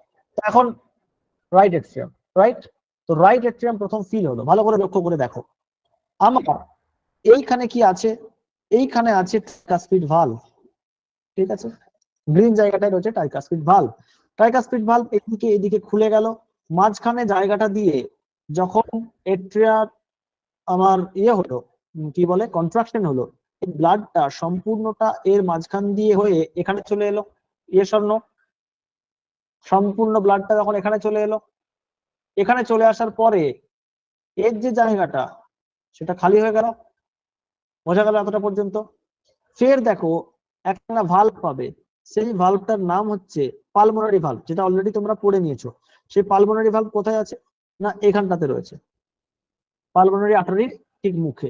তো এই পালমোনারি ভালভ দিয়ে পালমোনারি ভালভটা এইদিকে খুলবে, যেই খুলে গেল তখনই কি হলো না এই ডিঅক্সিজেনেটেড ব্লাডটা একদম এই দিক থেকে এদিকে ঢুকলো, ঢুকে এদিকে গিয়ে কিছুটা পরিমাণ এদিকে গেল, কিছুটা পরিমাণ এদিকে গেল।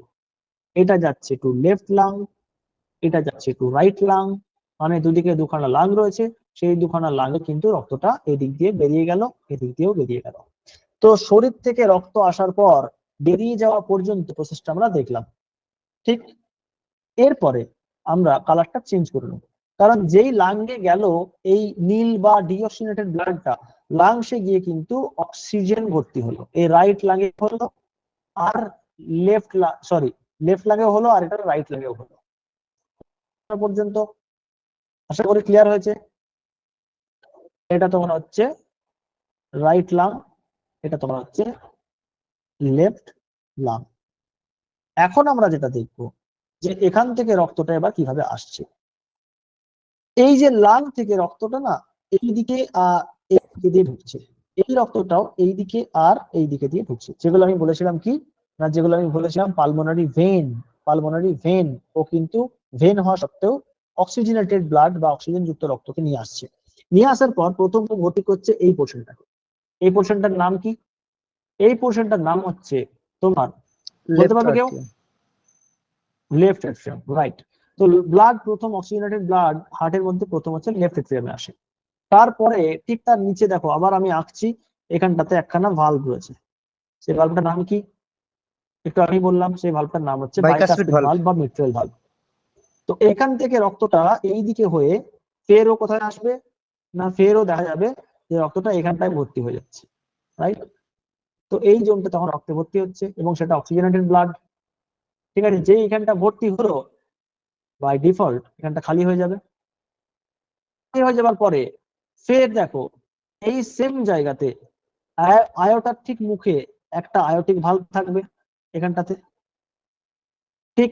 এই আয়োটিক ভালভকে ভেদ করে আবার এই রক্তটা কিন্তু যাচ্ছে কোথায়? আয়োটিক ভালভ যখন খুলে গেল তখন আয়োটিক ভালভের ভেতর দিয়ে রক্তটা কিন্তু আয়োটার মধ্যে প্রবেশ করলো এবং আয়োটার মাধ্যম দিয়ে প্রথমে ascending aorta, then arch of aorta, then descending aorta হয়ে গোটা শরীরের জন্য ফের বাইরে বেরিয়ে গেল। তো রক্তের এই যে প্রবাহটা, এতটা কি তোমাদের কাছে ক্লিয়ার হলো? আমি জাস্ট দেখো ছবিটা দিয়ে একটা ডায়াগ্রামের মধ্যে দিয়ে তোমাদেরকে বোঝানোর চেষ্টা করলাম যে রক্ত কোথায় প্রথম ঢোকে, প্রথম আমার এখানে আসছে এটা, তারপরে আমার সেই রক্তটা চলে যাচ্ছে এখানেতে, সেটা হচ্ছে আমার 2, তারপরে সেই রক্তটা চলে যাচ্ছে হার্টের বাইরে লাংসে, লাংস থেকে ফিরে এসে প্রথম এখানে এসে ঢুকছে, এটা হচ্ছে আমার 3, আর শেষে আমার এটা আসছে, এটা আমার হচ্ছে 4।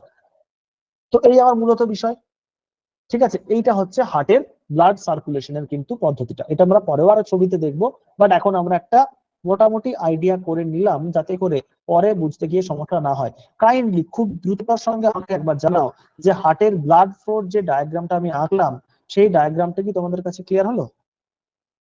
একটু কাইন্ডলি জানাও জলদি, যারা যারা রয়েছে কাইন্ডলি একটুখানি জানাবে আমাকে। দীপ মন্ডল বলছো ঠিক আছে, আচ্ছা ইসমাইল রয়েছো, ইসমাইল বলছো ঠিক আছে, পীযূষ ওকে, বাকিরা সিরিন রয়েছো ক্লাসে দেখতে পাচ্ছি, সৌমিতা রয়েছো, স্বরাজ রয়েছো, ঠিক আছে? হ্যাঁ ঠিক আছে, বেশ Sir, সবাই have মোটামুটি any বলেছো। group for have any হ্যাঁ group পীযূষ for বলো। demo class? গ্রুপ, দেখো কোনো গ্রুপ নেই। যদি তোমরা তোমরা যদি চাও যে এটা করতে, পড়ানোর মাঝখানে জিজ্ঞাসা করলে বলে আমি বলছি, পড়ানোর মাঝখানে আমি খুব একটা এটা নিয়ে মানে বলতে চাচ্ছিলাম না, বাট যদি চাও আমি বারবার বলছি এই পিপিটিটার মধ্যেই না দেখো আমার নাম্বার দেওয়া রয়েছে, তোমরা আমাকে টেক্সট করো, এই নাম্বারটাতে আমাকে টেক্সট করো, ঠিক আছে? এই নাম্বারটা আমাকে টেক্সট করো, আমি তাহলে তোমার সাথে কথা বলে নেবো, বা আমাকে ফোনও করতে পারো আফটার ক্লাস, ঠিক আছে? আমার এই নাম্বার এটা, আমাকে ফোন করে নিও, তাহলে আমি ডিটেলস বলে দেবো। ওকে, এখন অন্তত পক্ষে একটুখানি পড়াটার দিকে ধ্যান দাও, বাকি পেয়ে যাবে, কন্ট্যাক্ট পেয়ে যাবে, যখন ক্লাস জয়েন করতে পেরেছো তখন চাইলে আমি ঠিক ব্যবস্থা করে দেবো। আর পিপিটিটা যদি প্রয়োজন হয় বলো, আমি তাও পাঠিয়ে দেবো। ওকে, বাট এখনকার জন্য ক্লাসটাতে দেখো, কারণ ক্লাসটা কমপ্লিট আগে করাটা গুরুত্বপূর্ণ। এখনো প্রায় 10খানা মতো স্লাইড আছে, ফলত এটা গুরুত্বপূর্ণ, ঠিক আছে? চলো, এত পর্যন্ত সবার কাছে ক্লিয়ার হলো, ভেরি গুড।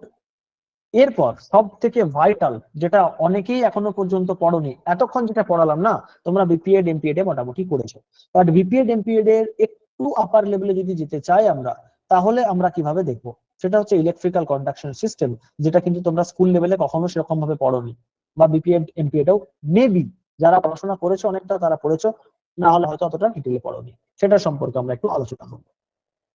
কি বলছি এখানেতে দেখো, এখানে বলতে যেটা চাইছে সেটা হচ্ছে, তোমাদের একটা মনে প্রশ্ন আসতেই পারে যে আমরা তো জানি যে মাসল যদি অনেকক্ষণ ধরে কাজ করে পেশি, তাহলে পেশির মধ্যে ফ্যাটিং আসে, ঠিক? তো হার্টের যে মাসেলটা রয়েছে কার্ডিয়াক মাসেল, তো কার্ডিয়াক মাসেল এরকম ফ্যাটিক কেন আসে না? বারবার কন্ট্রাক্ট রিল্যাক্স হতে হতে তো একটা সময়, ধর আমরা বাইসেপস কার্ল করছি, তো বাইসেপ কার্ল করতে করতে একটা সময় তো ফ্যাটিক আসবে, রাইট? ল্যাকটিক অ্যাসিড ফর্মেশন হবে, তখন আমাদের টায়ার্ডনেস ফিল হবে, আমার মাসেল আর কাজ করতে পারবে না, রেস্ট প্রয়োজন হবে, রিকভারি হবে, এরও কাজ করবে। বাট হার্ট সেই যবে থেকে জন্মেছি বা জন্মানোর আগে থেকে একদম মৃত্যুর সময় পর্যন্ত কিন্তু কন্টিনিউয়াস কাজ করে, ওর কিন্তু রেস্ট নেই। তাহলে ও কিভাবে কাজ করে? তাহলে নিশ্চয়ই কোনো একটা শক্তি বা কোনো একটা জায়গা থেকে কোনো একটা কিছু ওকে দেওয়া হচ্ছে, যার ফলে ও কন্টিনিউ কাজ করছে, রাইট? সেই কাজটাই হচ্ছে একটা ইলেকট্রিক্যাল ইম্পালস, একটা বৈদ্যুতিক ইম্পালস ওকে দেওয়া হচ্ছে, যাতে করে হার্ট কিন্তু কার্ডিয়াক মাসেলটা বারবার কন্ট্রাক্ট রিল্যাক্সেশনের জায়গাতে গিয়ে পৌঁছেছে।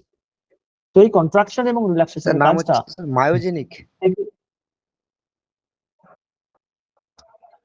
হ্যাঁ, আরেকবার বলো, শুনতে পেলাম না তোমার স্যার কথা সেই ঠিক। ইলেকট্রিক্যাল ইম্পালসটার নাম কি স্যার মায়োজেনিক? ইলেকট্রিক্যাল ইম্পালসটার নাম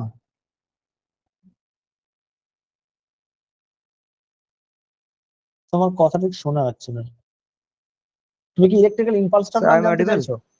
সেটা দেখো বেসিক্যালি হচ্ছে, হ্যাঁ হ্যাঁ হ্যাঁ বেসিক্যালি আমি বুঝতে পেরেছি, বেসিক্যালি হচ্ছে তোমার, যেহেতু এটা মায়োকার্ডিয়ামের মধ্যে দিয়েই কিন্তু ইলেকট্রিক্যাল ইম্পালসটা প্রবাহিত হয়। যখন আমি তোমাকে বলছিলাম দেখবে একটা বিষয়, যে তিনটে যে আমরা পড়েছিলাম না, যে পেরিকার্ডিয়াম, মায়োকার্ডিয়াম, এন্ডোকার্ডিয়াম, এন্ডোকার্ডিয়াম নিয়ে আমাদের অত মাথা ব্যথা ছিল না, কিন্তু পেরিকার্ডিয়াম নিয়ে তখন ডিটেলসে পড়েছিলাম। এবার যখন আমরা ইলেকট্রিক্যাল কন্ডাকশন সিস্টেমের মধ্যে আসছি, তখন কিন্তু এই মায়োকার্ডিয়ামের গুরুত্ব সব থেকে বেশি, কারণ মায়োকার্ডিয়ামের স্তরটার মধ্যে দিয়ে এই ইলেকট্রিক্যাল ইম্পালসটা কিন্তু প্রবাহিত হয়, এবং মায়োকার্ডিয়ামটাই আলটিমেটলি কিন্তু কন্ট্রাক্ট রিল্যাক্স করে। ফলত সেই সম্পর্কে যদি তুমি বলতে পারো, কোথাও দেখে থাকো, তাহলে তুমি এটা বলতে পারো, ঠিক আছে? বাট আমি এই পিপিটিটা বানানোর ক্ষেত্রে এখনো পর্যন্তটা দেখিনি, মেবি তুমি যেটা বলছো সেটা ঠিক হতে পারে, ঠিক আছে? কারণ ওখান থেকেই বিষয়টা কিন্তু রেগুলেট করে, অর্থাৎ মায়োকার্ডিয়ামের মধ্যে দিয়ে বিষয়টা কিন্তু আলটিমেটলি হয়, ঠিক আছে? নেক্সট আমরা যেটা দেখবো সেটা আবার দেখো, সেটা হচ্ছে যে কোথাও তো ইলেকট্রিক্যাল ইম্পালসটা জেনারেট হচ্ছে, কোনো একটা জায়গাতে ইলেকট্রিক্যাল ইম্পালসটা তৈরি হচ্ছে, তো সেটা তৈরি করছে কে? সেটা তৈরি করছে সাইনো এট্রিয়াল নোড। একদম মাথার মধ্যে ঢুকিয়ে নাও, বা এটাকে আমরা বলি এসএ নোড। সবসময় আমরা এসএ নোডই বলে থাকি, কিন্তু এর পুরো নাম হচ্ছে সায়ানো অ্যাট্রিয়াল নোড। কোথায় থাকে, কি কাজ, সেগুলো সম্পর্কে আমরা একটু দেখবো। লোকেটেড, কোথায় লোকেটেড? বলা হচ্ছে আপার অফ রাইট এট্রিয়াম, মানে রাইট এট্রিয়ামের ওপরের অংশে। ধরে নাও আমি যদি, এই যে দেখো সাইনোএট্রিয়াল নোড, দেখতে পেয়েছো? সাইনোএট্রিয়াল নোড, ঠিক দেখো রাইট এট্রিয়ামের ওপরের অংশে। ওকে, নেক্সট এর কাজ কি দেখো, বলছে এ জেনারেট করে ইলেকট্রিক্যাল ইম্পালস, যেটা একটা নর্মাল রিদিম অফ হার্টের জন্য কিন্তু গুরুত্বপূর্ণ। তারপরে বলা হচ্ছে যে এ একটা সিকোয়েন্স মেনটেন করতে সহায়তা করে। সব থেকে গুরুত্বপূর্ণ প্রশ্ন, ন্যাচারাল পেসমেকার অফ হার্ট কাকে বলা হয়? এসএ নোড এসএ বা নোড। সাইনোঅ্যাট্রিয়াল নোডকে ন্যাচারাল পেসমেকার অফ হার্ট বলা হয়, ঠিক আছে? এটা কিন্তু গুরুত্বপূর্ণ প্রশ্ন, ওই জন্য আমি আন্ডারলাইন করে একটা রাউন্ড মার্ক করে দিলাম। এসএ নোডকে ডিসকভার করেছিলেন ফ্ল্যাক কত সালে? না 1907 সালে। নট দ্যাট মাচ ইম্পর্টেন্ট, কখনো পরীক্ষায় আসবে না, আচরণী। এইটা কোন সেল দ্বারা গঠিত, এটা একটা পরীক্ষায় এসেছিল, এটাকে বলা হয় পি সেল, ঠিক আছে? পি সেলের যদি আমরা বলতে চাই তাহলে আমরা বলবো পেস মেকার সেল, অর্থাৎ এই পেসটাকে জেনারেট করে। খুব সহজ কথায় এটাকে একটু পি সেল বলা হয়। আর আর কি বলা হচ্ছে না, এর রেট অফ কন্ট্রাকশন কত? আমাদের জানো 72 বিটস পার মিনিট আমাদের নর্মাল হার্ট রেট হতে পারে। তো দেখো এর কন্ট্রাকশন কিন্তু 60 থেকে 100 বিটস পর্যন্ত, অর্থাৎ ঠিক আমাদের নর্মাল হার্ট রেটের যে রেঞ্জটা, সেই রেঞ্জটাকেই কভার করছে। তো সাইনোএট্রিয়াল নোড যেভাবে কন্ট্রাক্ট রিল্যাক্স করে, সেই সেম ধাঁচেই কিন্তু আমাদের হার্টও কিন্তু কন্ট্রাক্ট রিল্যাক্স করতে থাকে। বোঝা গেল কি বলতে চাইলাম? তো যখন আমরা রেস্টে থাকি তখন কম, যখন আমরা কিছু এক্সারসাইজ করি, অ্যাক্টিভিটি করি, তখন ডেফিনেটলি সেটা বেশি ডিমান্ড ক্রিয়েট করে, আর সেই বেশি ডিমান্ড ফুলফিল করার জন্য হার্ট আমাদের র্যাপিডলি কন্ট্রাক্ট রিল্যাক্স করতে থাকে। তো এর মূলত কন্ট্রাকশন এবং রিল্যাক্সেশনের যে ফ্রিকোয়েন্সি, সেইটা মানে যতটা দ্রুত ও করতে পারে সেটা হচ্ছে 60 থেকে 100 বিটস পার মিনিট, এটা মাথায় রেখো। আর জন্মের সময় কিছু অঙ্গ আমাদের দেখবে ডান দিক থেকে শুরু হয় গঠন হতে, কিছু অঙ্গ বাঁ দিক থেকে শুরু হয়। এইটা কিন্তু right side of the body থেকে শুরু হয়েছে। এটা একটা কোশ্চেন এসেছিল যে sinoatrial node right side of the body থেকে উৎপত্তি হয়েছে, left side of the body থেকে উৎপত্তি হয়েছে, না এরকম আরো কিছু অপশন ছিল। তো এটা কিন্তু ডেফিনেটলি বলবে right side of the body থেকে উৎপত্তি হয়েছে, অর্থাৎ শরীরের ডান পাশ থেকে এটা উৎপত্তি হয়েছে। ক্লিয়ার? নেক্সট আমরা আসবো এই নোডটা, ঠিক আছে, এটাকে আমি রেড দিয়ে করছি। এই নোডটার নাম হচ্ছে এট্রিও ভেন্ট্রিকুলার নোড বা এভি নোড।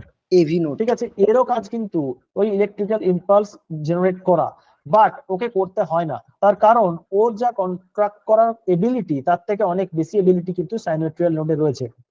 তো ও ইম্পালসটা জেনারেট করে এই যে পাথওয়ে গুলো রয়েছে না, দেখতে পাচ্ছ ছোট ছোট, এটা পরে দেখছি আমরা, এই যে পাথওয়ে গুলো, ওই পাথওয়ে দিয়ে ও কি করছে না এভি নোডকে ইম্পালসটাকে পাঠিয়ে দিচ্ছে, অর্থাৎ এখান থেকে ইম্পালসটা এখানে আসছে, রাইট? তো এভি নোড সম্পর্কে আমরা এখানে দেখবো। অ্যাট্রিওভেন্ট্রিকুলার নোড বা এভি নোড লোকেটেড কোথায়? দেখতে পাচ্ছ যে near of the tricuspid valve, অর্থাৎ এই ট্রাইকাস্পিড ঠিক গায়ে গায়ে কিন্তু এভি নোডটা রয়েছে। দেখো এখানে ট্রাইকাস্পিড ভালভ, তাই না? এখানে তোমার এট্রিয়াম আর এখানে ventricle, right atrium right ventricle, তার মাঝখানে রয়েছে ট্রাইকাস্পিড ভালভ, ঠিক ওর এই জায়গাতে অবস্থিত। এবং সর্বোপরি গুরুত্বপূর্ণ যেটা পড়েছিলাম যে হার্টের প্রকোষ্ঠগুলোকে আলাদা করে যে ওয়াল, তাকে আমরা বলি সেপ্টাম, এবং এটা কিন্তু ওই সেপ্টামের মধ্যেই অবস্থিত। এটা দেখো এখানে দেওয়া আছে, ঠিক আছে? দেখো ইন্টার এট্রিয়াল সেপ্টাম, ওকে, বলেছিলাম আমরা inter ventricular septum, inter atrial septum, এই জন্য বলেছিলাম যে ওগুলো আগে গুরুত্বপূর্ণ। তো ইন্টার এট্রিয়াল সেপ্টামের মধ্যে কিন্তু ট্রাইকাস্পিড ভালভ এর কাছাকাছি এই এভি ভালভটা, সরি এভি নোডটা কিন্তু ওখানে অবস্থিত। অ্যাক্ট অ্যাজ ইন্ট্রিনসিক পেসমেকার, মানে যদি কোনো কারণে এসএ নোড ফেল করে তখন ও কিছুটা ব্যাকআপ দিতে পারে। কারণ কি না এভি নোড কিছুটা পরিমাণ ব্যাকআপ দেওয়ার ক্ষমতা রাখে, তার কারণ ও 40 to 60 বিটস পার মিনিটে ও কন্ট্রাক্ট করতে পারে। বোঝা গেল? এটাও কিন্তু যেহেতু পেস মেক করতে পারে, পেস মেকার সেল দিয়ে গঠিত, which is also made up of P cells। তো অ্যাট্রিওভেন্ট্রিকুলার নোড সম্পর্কে এইটুকু জানলে আই থিঙ্ক তোমাদের জন্য এনাফ। ঠিক আছে, এরপর যেটা আসবো সেটা হচ্ছে বান্ডেল অফ হিজ। ঠিক আছে, এই বান্ডেল অফ হিজ একে কি বলা হয়? একে আমরা মানে কেন বলছি না, ঠিক অ্যাট্রিওভেন্ট্রিকুলার যে নোড এর পরে দেখো এটা এদিকে সরে আসছে আসছে না, তো বান্ডেল অফ হিজ এই অংশটাকে বলা হয়। এটা হচ্ছে একটা ফাইবার টাইপের বা তন্তু টাইপের একটা বিষয়, যারা কিনা একত্রে থেকে এই যে ইলেকট্রিক্যাল ইম্পালসটা সেটাকে ক্যারি ফরওয়ার্ড করে, সেটাকে এগিয়ে নিয়ে যায়।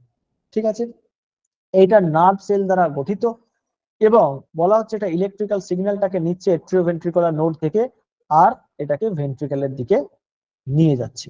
ঠিক আছে, located deep within the fibrous tissue of heart, fibrous tissue of হার্টের মধ্যে দিয়ে কিন্তু এটা লোকেটেড। আর কি না নিচের দিকে আসছে ইন্টারভেন্ট্রিকুলার সেপ্টামের মধ্যে দিয়ে। আগে আমরা পড়লাম যে ইন্টারঅ্যাট্রিয়াল সেপ্টামের মধ্যে ছিল, আর এই বান্ডেল অফ হিজ কিন্তু ইন্ট্রাভেন্ট্রিকুলার সেপ্টামের মধ্যে অবস্থিত।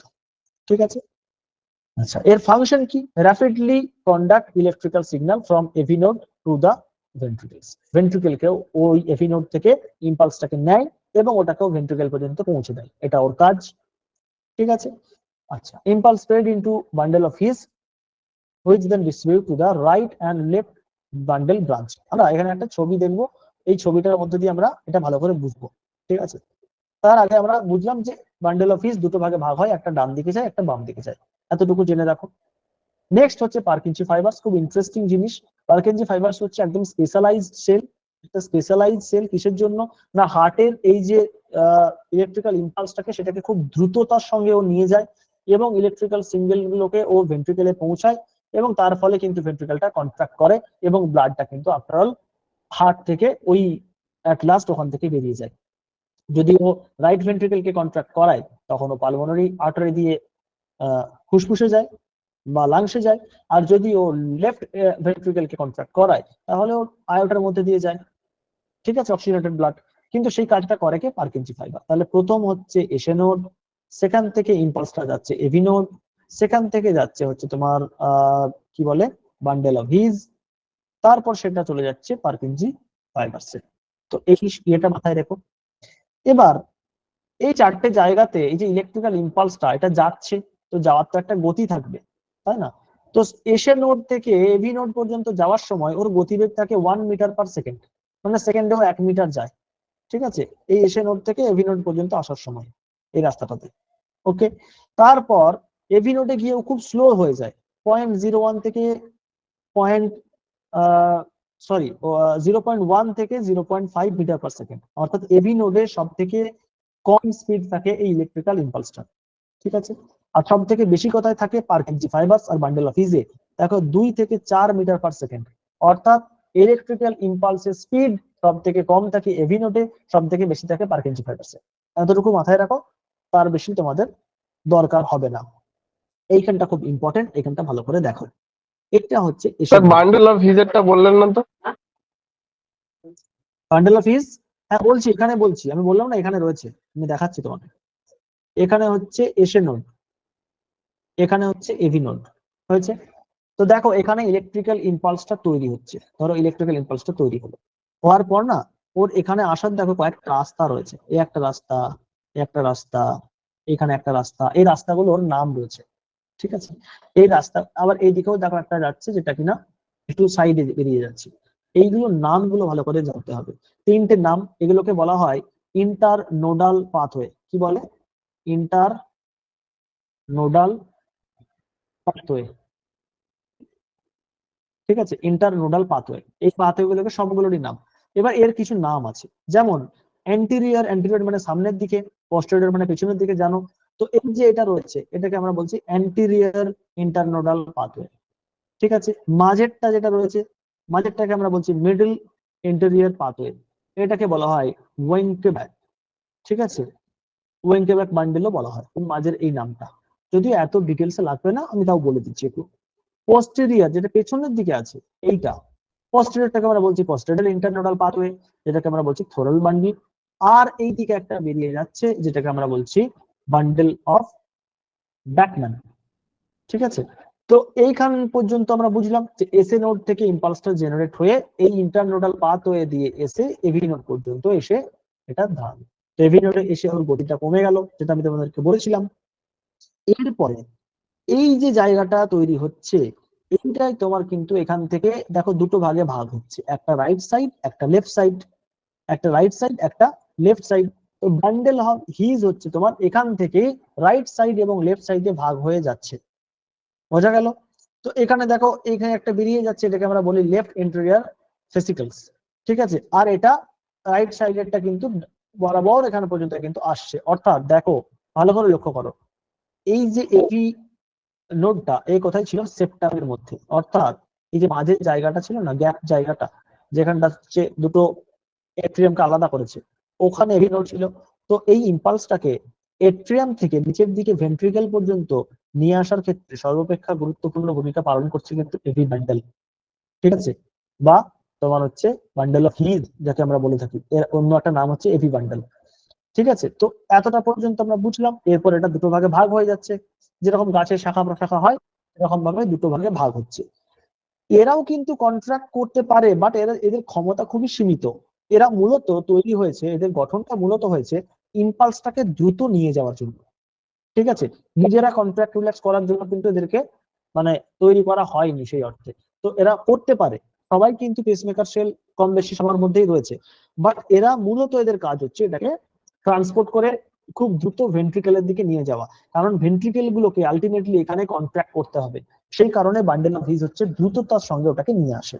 নিয়ে আসার পরে একটা রাইট বান্ডেল ব্রাঞ্চ হলো, একটা হচ্ছে তোমার লেফট বান্ডেল ব্রাঞ্চ ভাগ হয়ে গেল, একটা বাঁ দিকে বেরিয়ে গেল একটা ডান দিকে গেল। তারপরে আরো ছোট ছোট ভাগে ভাগ হচ্ছে, এবং এগুলো হচ্ছে ফাইবার বা হচ্ছে তোমার ওই সুতোর মতো অংশে এরকম ভাগ হয়ে গিয়ে ছড়িয়ে যাচ্ছে পুরো গোটা মায়োকার্ডিয়ামের মধ্যে দিয়ে। তো এইগুলোকে আমরা বলে থাকি পারকিনজি ফাইবার। তো এতটা মোটামুটি তোমরা যদি বোঝো, তাহলে ইলেকট্রিক্যাল ইম্পালসের যে উৎপত্তি এবং তার যে প্রবাহ এই সম্পর্কে সঠিক ধারণা হয়ে যাবে। আবার বলছি, ইম্পর্টেন্ট হচ্ছে ন্যাচারাল পেসমেকার অফ হার্ট কি? SA node. ঠিক আছে, সাবস্টিটিউট হিসেবে কাজ করে এভি নোড। আর দুটো জায়গা কি কি যেগুলো পরিবহন করে? মূলত বান্ডেল অফ হিজ বা এভি বান্ডেল। আর লাস্ট সব থেকে কম ব্যাসার্ধযুক্ত একদম সুতোর মতো যে ছোট ছোট ছোট ছোট ফাইবার লাইক স্ট্রাকচার আমরা দেখতে পাই, যারা কিনা এই ইম্পালসটাকে ভেন্ট্রিকেল পর্যন্ত নিয়ে যায় এবং ভেন্ট্রিকেলকে কন্ট্রাক্ট করতে সহায়তা করে, তাকে আমরা কি বলবো? তাকে আমরা বলবো হচ্ছে পার্কিনজি ফাইবার্স। ঠিক আছে, এতটা পর্যন্ত সবার কাছে আশা করছি ক্লিয়ার আছে। ফের যেরকম আগে তোমরা বলছিলে, কাইন্ডলি একটুখানি আমাকে ইনফর্ম করো, যে 10-12 জন রয়েছে ক্লাস পর্যন্ত, তারা আমাকে একটু এই জায়গাটা কনফার্ম করো যে হ্যাঁ জিনিসটা বোঝা গেছে। ঠিক আছে, ওকে, পীযূষ বলেছে বোঝা গেছে, স্বরাজ বলেছে বোঝা গেছে। ওকে, ঠিক আছে, কাজটা করে কি ইন্টারেস্টিং কিছু মনে হচ্ছে? লাভ কি হচ্ছে? কিছু নতুন জিনিস কি শেখা যাচ্ছে? সেটা কিন্তু বেশি গুরুত্বপূর্ণ।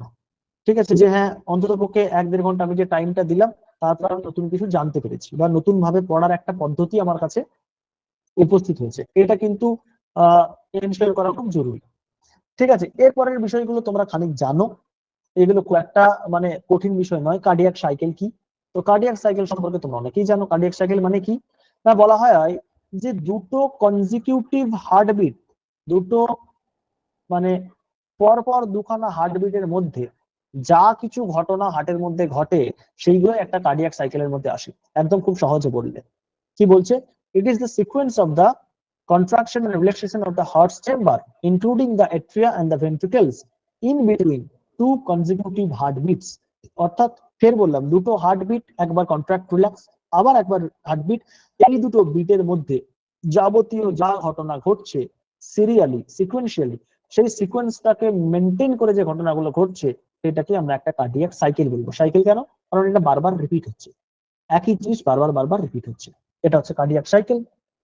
এখানে কেন হয়? ইলেকট্রিক্যাল চেঞ্জেস, প্রেসারস আর মেকানিক্যাল অ্যাকশনস, তিনটেই কাজ করে। প্রেসার এখানে কাজ করে, ইলেকট্রিক্যাল ইম্পালস এখানে গুরুত্বপূর্ণ ভূমিকা পালন করে, এবং মেকানিক্যাল অ্যাকশনস বা যান্ত্রিক যে ক্রিয়া, সেটাও কিন্তু এখানে একইভাবে কাজ করে। দুটো বিষয় রয়েছে কি কি, খুব সহজ বিষয়, একটা হচ্ছে সিস্টল, একটা হচ্ছে ডায়াস্টল। সিস্টল মানে হচ্ছে ও যখন কন্ট্রাক্ট করে, তার মানে কি হবে, যে এট্রিয়াম হোক ভেন্ট্রিকেল হোক যেই হোক না কেন, যখন ও কন্ট্রাক্ট করবে, ওর ভেতরের ব্লাডটা বাইরে বেরিয়ে আসবে। মানে ও এট্রিয়াম হলে ভেন্ট্রিকেলে পাঠাবে, ভেন্ট্রিকেল হলে ওকে হার্টের বাইরে পাঠাবে। ঠিক আছে, ও কন্ট্রাক্ট করা মানে হচ্ছে ছোট হয়ে গেল, এই সময়টাকে আমরা বলি সিস্টল। এই সময়টাকে আমরা বলি সিস্টল, সেটাই দেখো এখানে মেনশন করা আছে, দিস ইজ কল্ড সিস্টল। আর যখন ফের ও ব্লাডকে নিজের মধ্যে নেওয়ার জন্য ওপেন হলো, then it will be called as diastole, এটাকে আমরা তখন বলবো কিন্তু ডায়াস্টল। ঠিক আছে, এইটা মাথায় রেখো যে সিস্টল কি ডায়াস্টল কি, এটা জানো তোমরা, এটা মানে তোমরা সবাই হয়তো খুবই ফ্যামিলিয়ার বিষয়টার সঙ্গে। তার সঙ্গে কি হচ্ছে না, কার্ডিয়াক সাইকেল বা তিনটে স্টেজে ভাগ থাকে, একটা হচ্ছে এট্রিয়াল, ভেন্ট্রিকুলার, ডায়াস্টল। তখন এট্রিয়াম আর ভেন্ট্রিকেল গুলো খুলে যায় এবং সেগুলো ব্লাড নিজের মধ্যে নেয়। ঠিক আছে, relax and fill with blood, ও রিল্যাক্স করে এবং ওর মধ্যে ব্লাডটাকে নেয়। তারপর কি হয়, এট্রিয়াল সিস্টল করে, এট্রিয়াম গুলো সিস্টল করার মধ্যে দিয়ে ব্লাডটাকে ও ভেন্ট্রিকেলে পাঠায়। প্রথম এট্রিয়াল ভেন্ট্রিকেল গুলো ব্লাড নিল, তারপর কি হলো, এট্রিয়াল গুলো ছোট হয়ে গেল, ব্লাডটা সম্পূর্ণ এখানে চলে আসবে, তখন দুটো ভেন্ট্রিকেল কিন্তু ভরে গেল। আবার তারপরে ভেন্ট্রিকুলার সিস্টল হচ্ছে, তারপর ভেন্ট্রিকেল গুলো আবার ছোট হচ্ছে, তখন ব্লাডটা বাইরে যাচ্ছে। এই যে তিনটে স্টেজ, এই তিনটে স্টেজই মাথায় রেখে, এখান থেকে কিন্তু প্রশ্ন খুব বেশি হওয়ার নেই, শুধুমাত্র সিস্টল ডায়াস্টল এগুলো মাথায় রেখো, কার্ডিয়াক সাইকেল কটা ভাগে ভাগ হয় এইটুকু একটুখানি মাথায় রেখো। আচ্ছা, এইটা ব্লাড সার্কুলেশনটা অলরেডি আমি তোমাদেরকে দেখিয়ে দিয়েছি যে কিভাবে ব্লাডটা সার্কুলেট হচ্ছে। প্রথম পুরো এখানে ক্যাপিলারি, ঠিক আছে, তারপর ভেনিউল, এখানে হচ্ছে অ্যাট্রিওল, ভেনিউল এখানে লেখা রয়েছে দেখো, ক্যাপিলারি, তারপর হচ্ছে ভেনিউল ছোট ছোট ভেন গুলো, অ্যাট্রিওল ছোট ছোট আর্টারি গুলো, তারপরে মেন ভেন, এখানে মেন আর্টারি, আর্টারি গিয়ে মিশছে হচ্ছে তোমার আর্টার সাথে কানেক্টেড রয়েছে, আর ভেন গিয়ে শেষ পর্যন্ত সুপিরিয়র ভেনে কবা বা ইনফিরিয়র ভেনে কবার সাথে কানেক্টেড রয়েছে। তো এই যে ব্লাড, এদের আদান প্রদান কোথায় হয়? নিউট্রিয়েন্টস এর আদান প্রদান এই ক্যাপিলারিজ গুলোর মধ্যে দিয়ে হয়। হওয়ার পরে ডিঅক্সিজেনেটেড ব্লাডটা দেখো এইদিকে ফ্লো করে চলে গেল, অক্সিজেনেটেড ব্লাডটা কিন্তু এখান থেকে এইদিকে ফ্লো করে আসছে। ঠিক আছে, এবার এই ব্লাড ফ্লোটা কি হচ্ছে না, প্রথম ভেন্ট্রিকেলে যাচ্ছে, প্রথম এট্রিয়ামে যাচ্ছে, তারপর ভেন্ট্রিকেলে আসছে, এখান থেকে এইদিকে গিয়ে লাংসে যাচ্ছে, লাংস থেকে ফের সেটা হচ্ছে তোমার লেফট এট্রিয়ামে আসছে, সেখান থেকে লেফট ভেন্ট্রিকেলে যাচ্ছে, আলটিমেটলি আয়োটা হয়ে ফের আবার এইদিকে চলে আসছে। এইটা অলরেডি তোমাকে ওই ছবিটা দিয়ে আমি দেখিয়েছিলাম।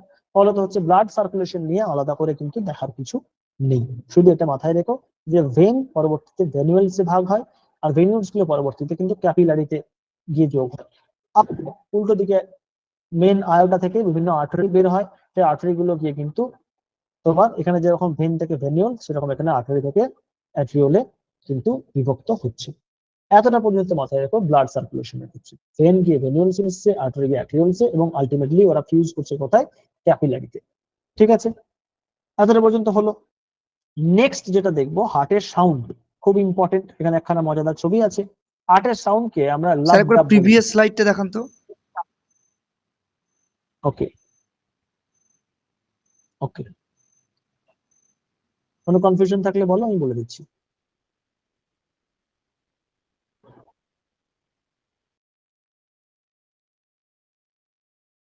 ঠিক আছে, ঠিক আছে ঠিক আছে, পরে। ওকে ওকে ওকে, ঠিক আছে। চলো, এখানে দেখো দুখানা সাউন্ড রয়েছে, খুব মজাদার, লাভ ডাব। এই লাভ ডাব সাউন্ডটা ভেরি ইম্পর্টেন্ট এবং খুব ইউনিক একটা বিষয়। যখন আমরা হার্টের আওয়াজ শুনি না, দেখবে দুটো আওয়াজ পাওয়া যায়। আমরা খালি কানে যদি এরকম কারো আওয়াজ শোনার চেষ্টা করি, তাহলে দেখবে যে লাভ ডাব দুটো আওয়াজ পাওয়া যায়। তো এই দুটো আওয়াজ কি? হার্টের মূলত চারখানা আওয়াজ পাওয়া যায়। ঠিক আছে, তো চারখানার মধ্যে সুস্থ হার্টে স্যার মেবি দেয়ার আমাদের যেটা নেটওয়ার্ক ইস্যু। প্রয়োজন, সেখানে আমরা শোনা যাচ্ছে না, শোনা কি যাচ্ছে না? কারো কি প্রবলেম হচ্ছে? হ্যাঁ একটু হ্যাঁ স্যার, জানিয়ে। শোনা যাচ্ছে, শোনা যাচ্ছে। ওকে ওকে ওকে, ঠিক আছে। ওকে, চলো, আর বেশিক্ষণ লাগবে না, অলরেডি আমরা প্রায় শেষের দিকেই চলে এসেছি, বোধহয় 22টা না 23টা স্লাইড আছে, তো 19টা আমরা করেই ফেলেছি। হার্ট সাউন্ড, এখান থেকে কোশ্চেন আসে যে হার্টের মূলত কটা সাউন্ড? চারটে সাউন্ড। তো নর্মাল হার্টের কিন্তু আমরা দুটো সাউন্ডই পাই, বাকি দুটোকে আমরা ইগনোর করতে পারি। তো সাউন্ড 1 বা S1, ফার্স্ট সাউন্ড, এটা হচ্ছে লাভ। এই যে লাভ, ঠিক আছে, এই সাউন্ডটা প্রথম, এই সাউন্ডটা হয় কখন হয়? না, যখন মেট্রোরাল অ্যান্ড ট্রাইকাসপিড ভালভ, অর্থাৎ বাইকাসপিড ভালভ আর ট্রাইকাসপিড ভালভ, মানেই হচ্ছে যখন, কি বলবো, এট্রিও ভেন্ট্রিকুলার ভালভ বা এভি ভালভ গুলো কি হচ্ছে, যখন বন্ধ হয়, অর্থাৎ অনসেট অফ ভেন্ট্রিকুলার সিস্টেম। যখন পালমোনারি ভালভ আর তোমার আয়োটিক ভালভ খোলে, তখন কিন্তু S2 হয়, তখন বন্ধ হয়। কিন্তু যখন ট্রাইকাসপিড ভালভটা প্রথম রক্তটাকে এনে দিল কোত্থেকে না, উপরের তোমার রাইট এট্রিয়াম থেকে রাইট ভেন্ট্রিকেল পর্যন্ত দিয়ে, যখন ট্রাইকাসপিড ভালভটা বন্ধ হবে আর উল্টো দিকে বাইকাসপিড ভালভ বন্ধ হবে, ওদের বন্ধ হওয়ার যে সময়টা, সেই সময় যে বন্ধ হওয়ার সাউন্ডটা পাই, সেটাই হচ্ছে লাভ বলে এই সাউন্ডটা। এই সাউন্ডটা একটা লো পিচ সাউন্ড, এই সাউন্ডটা একটা লো পিচ সাউন্ড, এর ফ্রিকোয়েন্সি কম,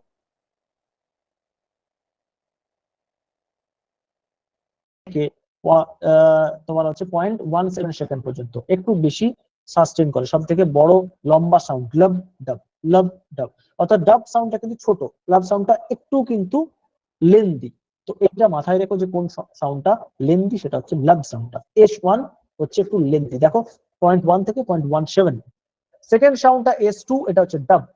এই ডাব সাউন্ডটা কি না, ডাব সাউন্ডটা হচ্ছে একটা হাই পিচ সাউন্ড। কখন হয়? যখন হচ্ছে সেমিলুনার ভালভ বা আয়োটিক ভালভ এবং পালমোনারি ভালভ গুলো বন্ধ হয়, তখন কিন্তু এই ডাব সাউন্ডটা হয়, একটা কাট করে আওয়াজ হয়, এবং এটা একটা হাই পিচ সাউন্ড, এটা আরো প্রপারলি শোনা যায়। এটা হচ্ছে 150 থেকে 200 হার্টজ এর শব্দের যে ফ্রিকোয়েন্সি। আর এই সাউন্ডটা একটু কম ডিউরেশন, 0.1 থেকে 0.14। এটা দেখো 0.1 থেকে 0.17, এই জন্য এটা লঙ্গার, এটা একটু শর্টার সাউন্ড। এই দুটো মেন সাউন্ড। এরপরে আর দুখানা বা তিনখানা সাউন্ড আছে, আর দুখানা আছে। থার্ড সাউন্ড হচ্ছে S3, low pitch sound occur when blood rushes through the ventricle, rapid filling ফেজে হয়, নট দ্যাট মাচ ইম্পর্টেন্ট। এইটা মাথায় রাখতে পারলে মাথায় রেখো যে এটা র্যাপিড ফিলিং ফেজে দেখা যায়। Fourth sound S4, not that much important, late filling ফেজে দেখা যায়। কি হয় না, যখন এট্রিয়াম গুলো কন্ট্রাক্ট করে একটা স্টিফ ভেন্ট্রিকেল। ঠিক আছে, তো এটা জাস্ট বিফোর S1 এটা হয়। বাট মাথায় রেখো লাভ এবং ডাব, S1 এবং S2, ওর ক্যারেক্টারিস্টিক্স এবং ওর টাইম ইত্যাদি প্রভৃতি। ঠিক আছে, এছাড়া একখানা আওয়াজ পাওয়া যায়, যেটা হচ্ছে অ্যাবনর্মাল আওয়াজ, abnormal sound of the heart. একটা গড়গড় করে শব্দ হতে থাকে কন্টিনিউয়াস হার্টের মধ্যে, যেটা যদি অ্যাবনর্মাল কিছু চিজ হয়ে থাকে, অ্যাবনর্মাল কোনো জিনিস হয়ে থাকে, সেটাকে আমরা কি বলবো? মারমার। এই সাউন্ডটাকে abnormal sound of the heart আমরা বলবো মারমার। ঠিক আছে, দেখো এখানে আমি পরিষ্কার লিখেই দিয়েছি বোঝার জন্য, first two sounds are more familiar and caused by the closing of the heart valves. তো হার্টের ভালভ গুলো ক্লোজ হওয়ার জন্যই কিন্তু প্রথম দুটো সাউন্ড হয়। Third and fourth sounds are low frequency sound that are sometimes call gallops. এগুলোকে কিন্তু অনেক সময় গ্যালপস বলে ডাকা হয়। এইগুলো may not be present in healthy people, অর্থাৎ সুস্বাস্থ্যের অধিকারী কোনো মানুষের যার হার্টের সিচুয়েশন ভালো, এই থার্ড ফোর্থ সাউন্ড মেজরলি সেখানে কিন্তু আমরা দেখতে পাই না। ঠিক আছে, এগুলো কি না, এগুলো হচ্ছে হার্টের কোনো সমস্যা থাকলে তখনই কিন্তু আস্তে আস্তে এই সাউন্ড গুলো প্রমিনেন্ট হতে শুরু করে। আদারওয়াইজ সুস্থ হার্টে কিন্তু আমরা দুখানা সাউন্ডই প্রপারলি শুনতে পাই। তাহলে বাকি এস এবং মারমার, হ্যাঁ বলো। মারমারটা তাহলে স্যার যাদের হার্টে রোগ আছে তাদের জন্য তো? হ্যাঁ,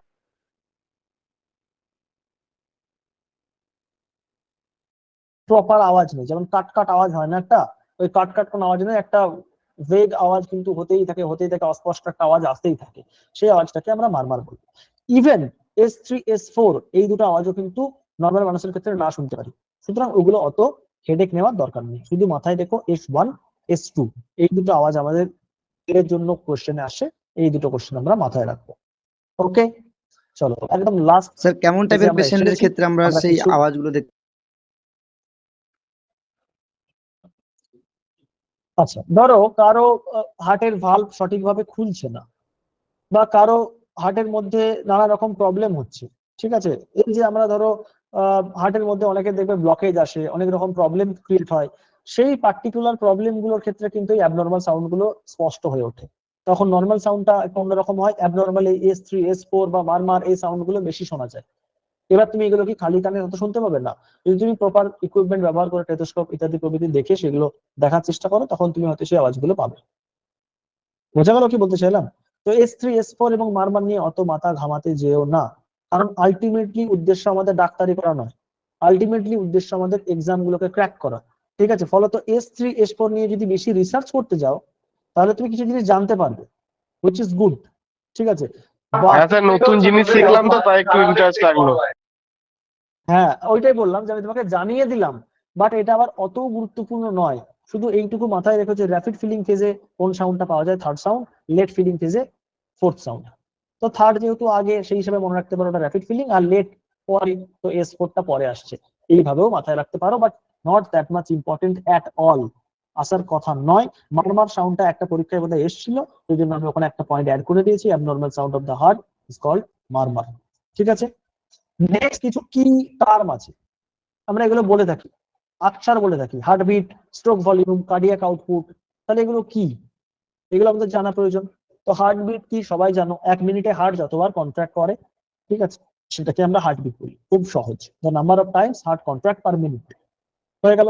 স্ট্রোক ভলিউম কি, স্ট্রোক ভলিউম বলছে, ভালো করে শুনে নাও, দ্য ভলিউম অফ ব্লাড, যে ব্লাডের পরিমাণ pumped out of the hertz left ventricle, অর্থাৎ হার্টের লেফট ভেন্ট্রিকল থেকে আয়োটার মধ্যে দিয়ে একটা কন্ট্রাকশনে যতটা পরিমাণ রক্ত বেরিয়ে যায়, অর্থাৎ একটা স্ট্রোক, সেই একটা স্ট্রোকে যতটা ভলিউম অফ ব্লাড হার্ট থেকে বেরিয়ে শরীরে যায় সেটাকে আমরা বলবো স্ট্রোক ভলিউম। ঠিক আছে, তো স্ট্রোক ভলিউমের একটা ফর্মুলা আমরা দেখেছি যে এন্ড ডায়াস্টোলিক ভলিউম, মানে ডায়াস্টল হওয়ার পরে কতটা তার ভলিউম হচ্ছে, minus end systolic volume, systole হওয়ার পরে আর কতটা ব্লাড সেখানে রয়ে গেছে, সেই দুটোর বিয়োগ করলেই কিন্তু আমরা স্ট্রোক ভলিউমটা পেয়ে যাব। ঠিক না, ধর আমার এন ডায়াস্টলিক ভলিউমে ডায়াস্টলে এটা ভর্তি হয়েছে, ধরে নিলাম আমি যে এখানে 500 গ্রাম রক্ত ভর্তি হয়েছে। ঠিক আছে, আবার সিস্টল হলে ওই আর সামান্য রক্ত পড়ে রয়েছে, ধরো 50 গ্রাম রক্ত পড়ে রয়েছে। ঠিক আছে, তো আবার কতটা বেরিয়ে গেল, 450। এবার এতটা বড় পরিমাণ কখনোই হয় না, স্ট্রোক ভলিউম অনেক ছোট হয়। ঠিক আছে, বাট আমি তোকে এক্সাম্পল হিসেবে বললাম যে 500 থেকে বাকি যেটা পড়ে রয়েছে এটা বিয়োগ দিলেই কিন্তু তুমি স্ট্রোক ভলিউমটা পেয়ে যাবে। সুতরাং ফর্মুলাটা তুমি বুঝতে পারবে যে কিভাবে আসছে, এন ডায়াস্টোলিক ভলিউম বড়টা আর এন সিস্টোলিক ভলিউম ছোটটা, এই দুটো বিয়োগ করলেই কিন্তু তুমি স্ট্রোক ভলিউমটা পেয়ে যাবে। এরপর হচ্ছে কার্ডিয়াক আউটপুট, অর্থাৎ কার্ডিয়াক আউটপুট মানে হচ্ছে 1 মিনিটে কতটা রক্ত হার্ট শরীরে দিতে পারলো। খুব সিম্পল, তাহলে একটা বিটে কতটা রক্ত বেরোচ্ছে সেটা স্ট্রোক ভলিউম, কতগুলো বিট হচ্ছে 72টা 70টা যাই বলো না কেন, তাহলে হার্ট বিটের সঙ্গে স্ট্রোক ভলিউমটা যদি আমি গুণ করে দিই তাহলে কিন্তু কার্ডিয়াক আউটপুট আমরা পেয়ে যাই। আর নর্মালি দেখা যায় যে 72 বার যদি আমরা কন্ট্রাক্ট করে, আর স্ট্রোক ভলিউম যদি তোমার একটা পরিমাণ ব্লাড হয়, সেটা দেখবে যে সেই থেকে গুণ করলে দেখবে ওই তোমার 80 গ্রাম মতো যদি রক্তকেও কন্ট্রাক্ট করে, তাহলে দেখবে আলটিমেটলি তোমার 5.5 লিটার বা 6 লিটার ব্লাডকে ও হচ্ছে 1 মিনিটের মধ্যে কার্ডিয়াক আউটপুট করছে। তো এই কার্ডিয়াক আউটপুটটা একটা বিষয় হচ্ছে, আমাদের শরীরে যতটা ব্লাড রয়েছে না, 1 মিনিটের মধ্যে হার্ট ওই পুরো ব্লাডটাকে আরেকবার একটা সাইকেলের মধ্যে ওকে নিয়ে ফেলে। তো বলতে পারো কার্ডিয়াক আউটপুট মূলত ওই 5.5 লিটার, 5 লিটার, 6 লিটার এইরকমই হয়ে থাকে।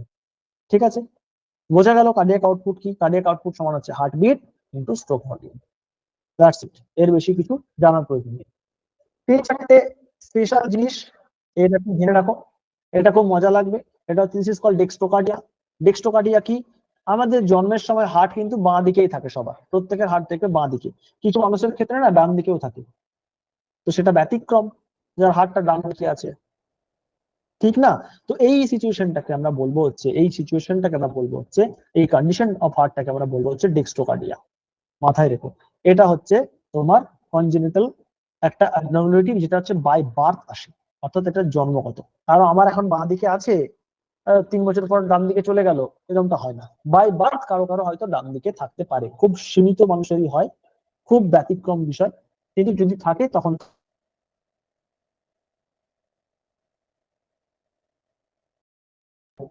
ব্র্যাডিকার্ডিয়া। ব্র্যাডিকার্ডিয়া কি? ব্র্যাডিকার্ডিয়া জেনে রাখো, ব্র্যাডিকার্ডিয়া হচ্ছে যখন নর্মাল যে হার্ট রেট তার তুলনায় হার্ট রেটটা কম হয়ে যায়, resting heart rate. Normal heart rate ধরো কারো 60 beats per minute হয়, তো আমরা বলতে পারি এটা ব্র্যাডিকার্ডিয়ার একটা সিগন্যাল। ঠিক আছে, দেখো, condition where your heart rate is slower than the normal, usually less than 60 bit.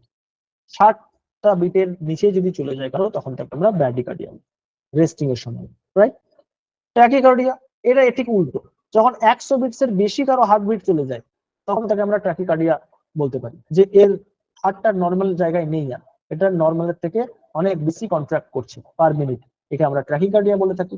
While resting, ঠিক, হয়তো তুমি দৌড়াচ্ছ, তখন তোমার 100 হতেই পারে, তার মানে তুমি ট্র্যাকিকার্ডিয়ার যে রয়েছে তা নয়। কিন্তু রেস্টিং এর সময় যদি কারো হার্ট রেট অ্যাবাভ 100 থাকে, তখন তাকে আমরা একটা অ্যাভারেজে বলে থাকি যে ট্র্যাকিকার্ডিয়ার একটা লক্ষণ। আর একটা হয়, সেটা হচ্ছে অ্যাথলিটস হার্ট। রেগুলার এক্সারসাইজ করার ফলে আমাদের হার্টের কর্মক্ষমতা বাড়ে। কেন বাড়ে? কারণ ওই যে তোমার হার্টের ওয়ালের যে মিডল পোর্শনটা, সেটা কি বলেছিলাম আমি? মায়োকার্ডিয়াম। ওই কার্ডিয়াক মাসেলের পরিমাণটা অনেকটা গেইন হয়ে যায়। সেই কার্ডিয়াক মাসেল যখন বেড়ে যায়, তখন হচ্ছে এই জায়গাটাকে আমরা বলি হার্টের অ্যাথলিটস হার্ট। অর্থাৎ একজন অ্যাথলিট যখন রেগুলার সে হচ্ছে তোমার কোন ধরনের ব্যায়াম করছে, যে অ্যারোবিক এক্সারসাইজ ধরো রোজ করছে, অ্যারোবিক টাইপের এক্সারসাইজ, লং ডিস্টেন্স রানিং করছে, এক্সারসাইজ করছে, তখন এই অ্যারোবিক এক্সারসাইজের ফলে তার হার্টের কন্ডিশনটা ধীরে ধীরে ধীরে ধীরে তার আরো স্ট্রং হয়। এবার এটাকে আমরা অ্যাথলিটস হার্ট বলি। ধরো কেউ এক্সারসাইজ করে তার হলো, তাহলে ঠিক আছে, কিন্তু কেউ ঘরে বসে আছে, খুব সিডেন্টারি লাইফস্টাইলের মধ্যে রয়েছে, বাট তার হার্টের হচ্ছে কার্ডিয়াক মাসেল বেড়ে যাচ্ছে, তখন সেটা কিন্তু ফেটাল হতে পারে, সেটা কিন্তু একটা প্রবলেমের জায়গা ক্রিয়েট করতে পারে। সেটাকেও আমরা অ্যাথলিটস হার্টের সিম্পটম হিসেবে দেখবো। বোঝা গেল এতটা পর্যন্ত? তাহলে ডেক্সট্রোকার্ডিয়া, ব্র্যাডিকার্ডিয়া, ট্যাকিকার্ডিয়া এবং অ্যাথলিটস হার্ট, এই চারটে বিভিন্ন কন্ডিশন অফ হার্টের মধ্যে কিন্তু আসে। কোশ্চেনালি এই চারটের মধ্যেই আসবে, এর বাইরে আর আসবে না। হার্টের অ্যাবনর্মাল সিচুয়েশন বলতে এই চারটে জিনিসকে তোমরা ধরে রাখতে পারো। ঠিক আছে, এন্ড দা আলটিমেট এবং লাস্ট স্লাইড হচ্ছে তোমাদের জন্য একটা ধন্যবাদ যে তোমরা এতক্ষণ পর্যন্ত যারা যারা ক্লাসটা করলে। এবার আমি থ্যাংক ইউ স্যার। তোমাদের থেকে জানতে চাইছি যে টোটাল ওভারঅল ক্লাসটা তোমাদের কি রকম লেগেছে। ধরো প্রায় 1.5 ঘন্টা মতো তোমরা তো ক্লাসটা করলে, যেখানে আমরা হার্ট সম্পর্কে ডিটেলে একটু পড়ার চেষ্টা করলাম। তো সেটা যদি তোমরা একটু বলতে পারো। দীপ রয়েছে, দীপ সরকার রয়েছে, ইসমাইল রয়েছে, কল্যাণ, শারমিন, স্বরাজ, একটু যদি কাইন্ডলি বলো যে ওভারঅল ক্লাসটা তোমাদের কি রকম লেগেছে। স্প্লেন্ডিড। Thank you. খুব ভালো লেগেছে। আর যদি ওকে, থ্যাংক ইউ। তোমরা সবাই আশা করি বিপিএড এমপিএড এর স্টুডেন্ট, তাই তো? নাকি কারো কমপ্লিট হয়ে গেছে এরকম আছো? আমি বিপিএড স্টুডেন্ট রানিং। আচ্ছা, রানিং বিপিএড স্টুডেন্ট। বেশ, দেখো, আমি বারবার বলছি কম্পিটিটিভ এক্সামের মতো ফিল্ডে যে যত আগে শুরু করবে তার তত অ্যাডভান্টেজ। ওই একটা জিনিস পড়েছো না যে স্ট্যাগার, ঠিক আছে, যারা পড়েছো তারা জানো যে স্ট্যাগার কিন্তু তত বেশি পাবে তোমরা, ফুল স্ট্যাগার, হ্যাঁ, তারও বেশি কিছু থাকলে সেও তোমরা পেতে পারো। কিন্তু যদি খুব লাস্ট মোমেন্টে স্টার্ট করো তাহলে কিন্তু একটু তাড়াহুড়োর মধ্যে পড়তে হয়। বাট যারা একদম প্রথম থেকে স্টার্ট করবে তাদের জন্য কিন্তু এটা অনেক বেশি বেনিফিশিয়াল হবে এবং অনেক বেশি কার্যকর হবে বলে আমার ধারণা। যদি তোমাদের মনে হয় যে এই পিপিটিটা প্রয়োজন, তাহলে আমাকে কাইন্ডলি এই যে নিচে দেওয়া নাম্বারটাতে একটা ফোন করো, ঠিক আছে? এবং যে আলটিমেটলি তোমাদের যদি কোনো কোয়ারি থেকে থাকে তাহলে এই নাম্বারটাতে একটা ফোন করো, আমার কাছ থেকে জেনে নিও, ঠিক আছে? আচ্ছা, চলো আমি এবারে একটা জিনিস একটু বলছি। স্যার ক্লাস খুব ভালো লেগেছে আমি- আপনার। ওকে, থ্যাংক ইউ ভেরি মাচ, সবাইকে অনেক অনেক থ্যাঙ্কস। চলো আজকের ক্লাসটা আমি শেষ করছি আপাতত। তারপর তোমাদেরকে আমি দু একটা কথা একটু বলবো। Thank you.